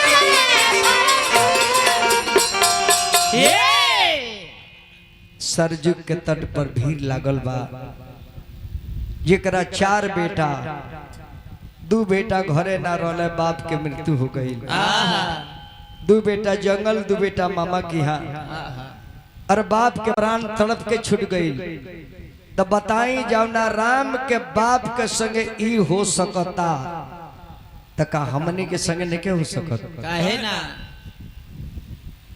सरजू के तट पर मई अयोध्या के लोग भीड़ लगोले बा सभे के कई के दोष देता कि जाए के कई अगर राजा से सब वचन ना मंगले रहतु तो आज ई दिन देखे के ना पड़ी ना मिली। हाँ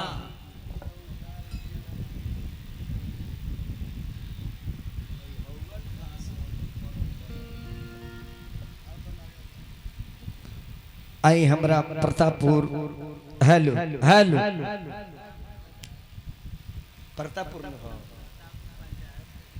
प्रतापपुर पंचायत जिला गोपालगंज थाना माझागौड़ पोस्ट ई वार के बंगरा ग्राम धोवलिया से युवा प्रत्याशी बीडीसी के बबुआ सुशील प्रसाद युवा प्रत्याशी वानी पंचायत के सुशील बबुआ खातिर भगवान से कामना करो कि जनता के स्नेह पंचायत के स्नेह रुआ मिले और सुशील बाबू अगर जीते के बाद तब पंचायत में नियमन सोच रख के हर परिवार के विषय में सोचे के बाद और प्रतापपुर पंचायत के लोग से भी निवेदन करो कि प्रतिनिधि चुनी तो सामाजिक चुनी ये हर जात हर समाज के लेके चलत होके सबके मान सम्मान देव ए सरवा सबसे हम निवेदन करो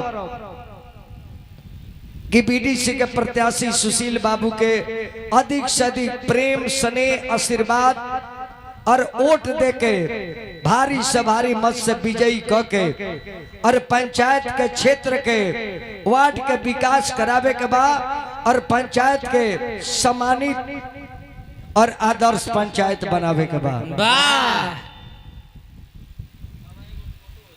और वह सब वोट यदि दे दे तो इहो कहता नहीं बरमबेला के और समय जा रहा बा अरे वह सुशील जी का बीडीसी बना दे तम वादा भी करता नहीं वादा काहे कि माइक पर हम बोला नहीं तो वादा भी करी ले हम वादा करता नहीं कि सुशील जी यदि पंचायत के बीडीसी हो गई ले तो पंचायत में एक दिन जनता के अवश्य सेवा हम करब। देखो हे माइक पर ना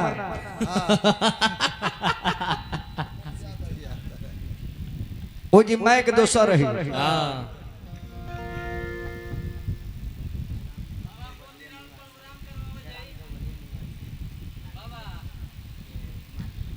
ग्राम धोवलिया निवासी बाबू नागेंद्र जी आई देखी हमारा नागेंद्र बाबू के सोच हमरा के 100 रुपया दिल बने कि बाबा 100 रुपया ही नागेंद्र जी के तरफ से बा हमारा मास्टर साहब के आत्मा के शांति खातिर परमात्मा से हम निवेदन करता नहीं हम अपना तरफ से श्रद्धा सुमन अर्पित भी करता नहीं कि हमारा मास्टर साहब की आत्मा के शांति जरूर मिले। नागेंद्र बाबू उच्च विचार खातिर और स्वागत भी करता नहीं तो सुशील जी रहुआ जीतब बीडीसी से हम जाना था नहीं और बीडीसी से जीते के बाद एक दिन पंचायत में अपना माध्यम से गीत संगीत गवावे के बाद रुपया 100 रुपया कमे देव रेट में 100 रुपया कम करे 100 रुपया कम करे रहुआ खातिर लेकिन रात भर खूब आनंद लुटल जाई और पंचायत के सेवा कल जाई। हार्दिक हार्दिक शुभकामना। वो पंचायत के हर माता बहन बेटी भाई चाचा सबके स्वागत प्रणाम। सुशील जी के आशीर्वाद दिया जाई है कामना के साथ। सबके नमस्कार प्रणाम।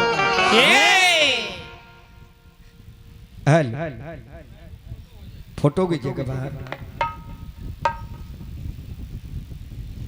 हमर फोटो दुनिया में लाशा कढ़ा गई।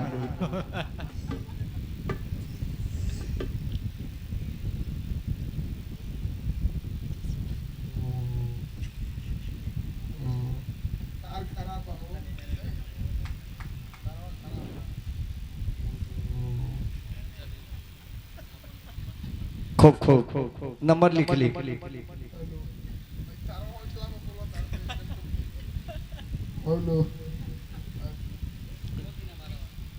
73-210 73-210 3 गो 8 45 हमार ना हो। हम अपन नंबर ना दे तो अपना मौगी के नंबर दे बताई ना। अब राजा के लाश सरजू के तट पर दाह संस्कार हो रहा बा और शत्रुघ्न जी भरत जी पिताजी का लाश चिता पर साज के और दोनों भाई खड़ा होकर रो रहा बानी। होय होय ए हरकेश तिवारी जी हमरो पिताजी दुनिया छोड़ के चल गए और वो संगे वह घटना बा। जो दुख तोरा सो दुख मोरा। बाबूजी के जब जब कोनो जग आवेला नु जब जब कोनो समय आवेला त माई बाप के याद जानता नहीं कब आवेला।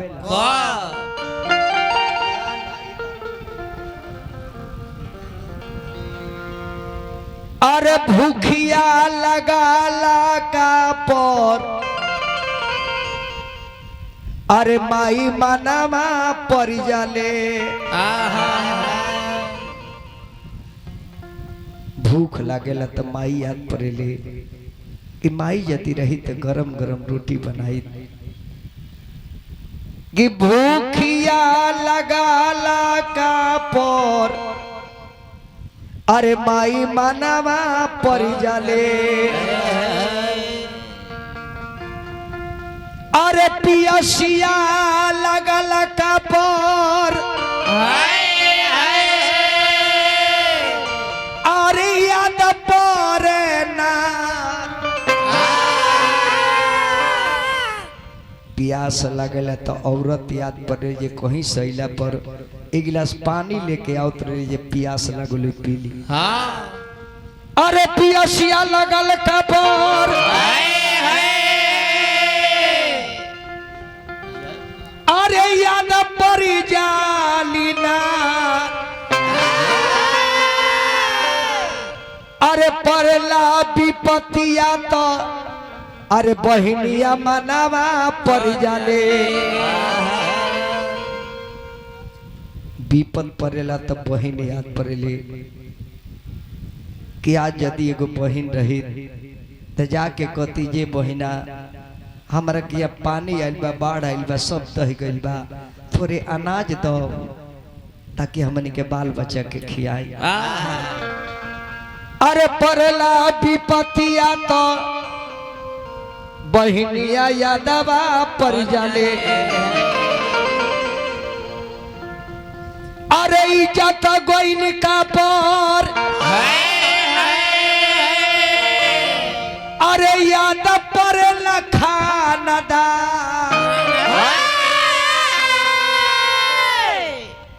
इज्जत जाला तो याद पड़ेला खानदान के कि कैसन खानदान में जन्म लेने की आज गांव के लोग ताना मारता।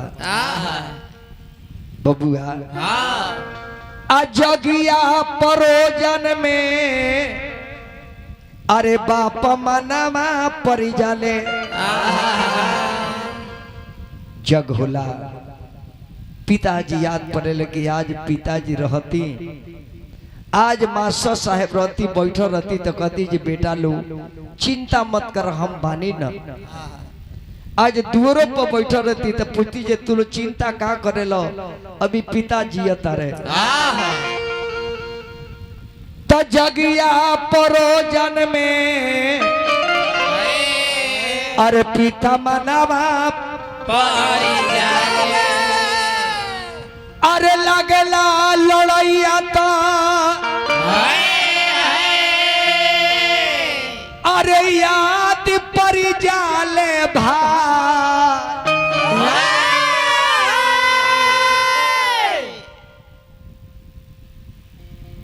कहीं झगड़ा होला तब भाई के याद आवेला कि आज हम दो चार भाई रहती तो फलाना के घर के लोग आके हमारे के मरले नानू रहे। जाना बेरा झगड़ा होला लड़ाई होला तब भाई याद पड़ेला कि हम दो चार भाई रहती तो आज फलाना आके द्वार पर हमारे के मार के नानू चल जाते। ऐसे समय समय के अनुसार हर परिवार के हर सदस्य याद आवेला। वही भरत चीता के सामने खड़ा पड़े एगो निर्गुण याद पर गई मास्टर।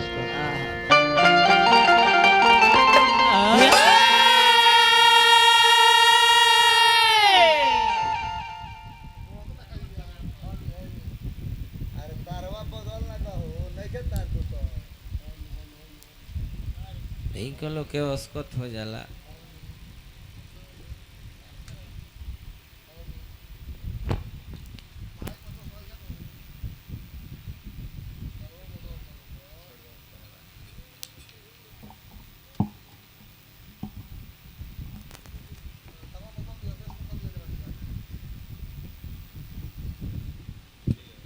हेलो टोन मिडवांग को बेस दिए मैं। हेलो बेस खोली हाँ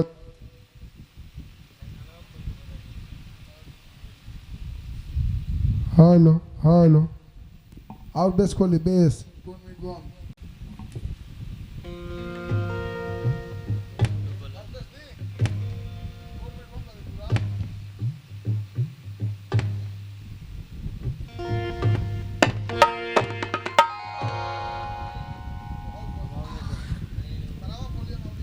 अब हमें तो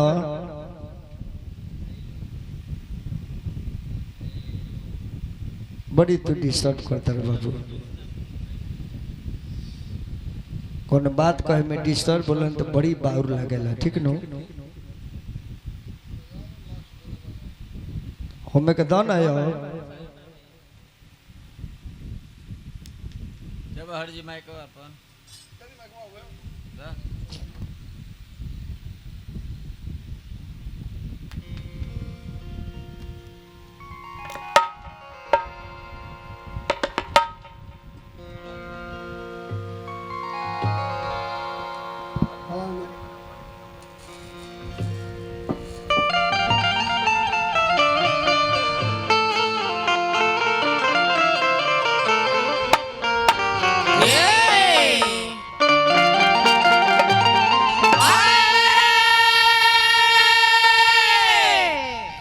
सरजू के तट पर पिताजी के चिता में आग लागल बा। और भरत जी छाती पीट पीट के रुआत रहे कि आज हमरा माई के दुनिया के लोग का कही। जाना माई के चलते भरत के कितना लोग दोषी बनाई। दुनिया कही कि भरत के वजह से सब भइल। हमार माई भरत के कलंक लगौले बिया। दुनिया के लोग कही कि भरत के वजह से राम जी वन में गईले। और भरत के वजह से राम के वन में गईला के वजह से पिताजी के अंतकाल हो गई। ई कलंक हमार दुनिया से कब मिटी।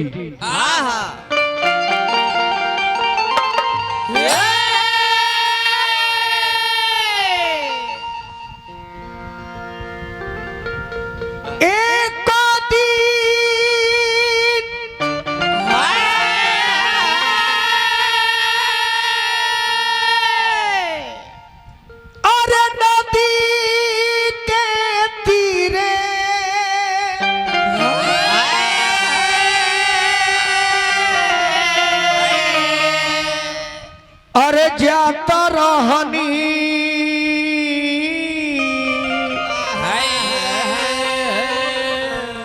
धीरे रे धीरे पूछी मास्टर साहब के लड़का लोग से पूछी ये जब मार साहब के देह में आग लागल हुई तब बेटा के दिल पर का गुजरत हुई। अपना आखी देखनी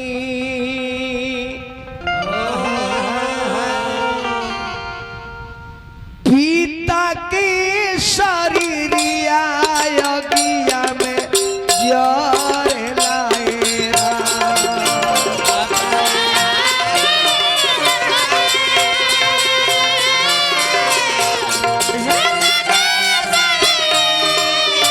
से कहत हो के हे भगवान हमारा के तरुआ भेजनी तो फिर हम रुआ के लगे आ गई नहीं, लेकिन अब हमारा बेटा लोग के लड़का हो के जो हमारा घर में सोहर हो के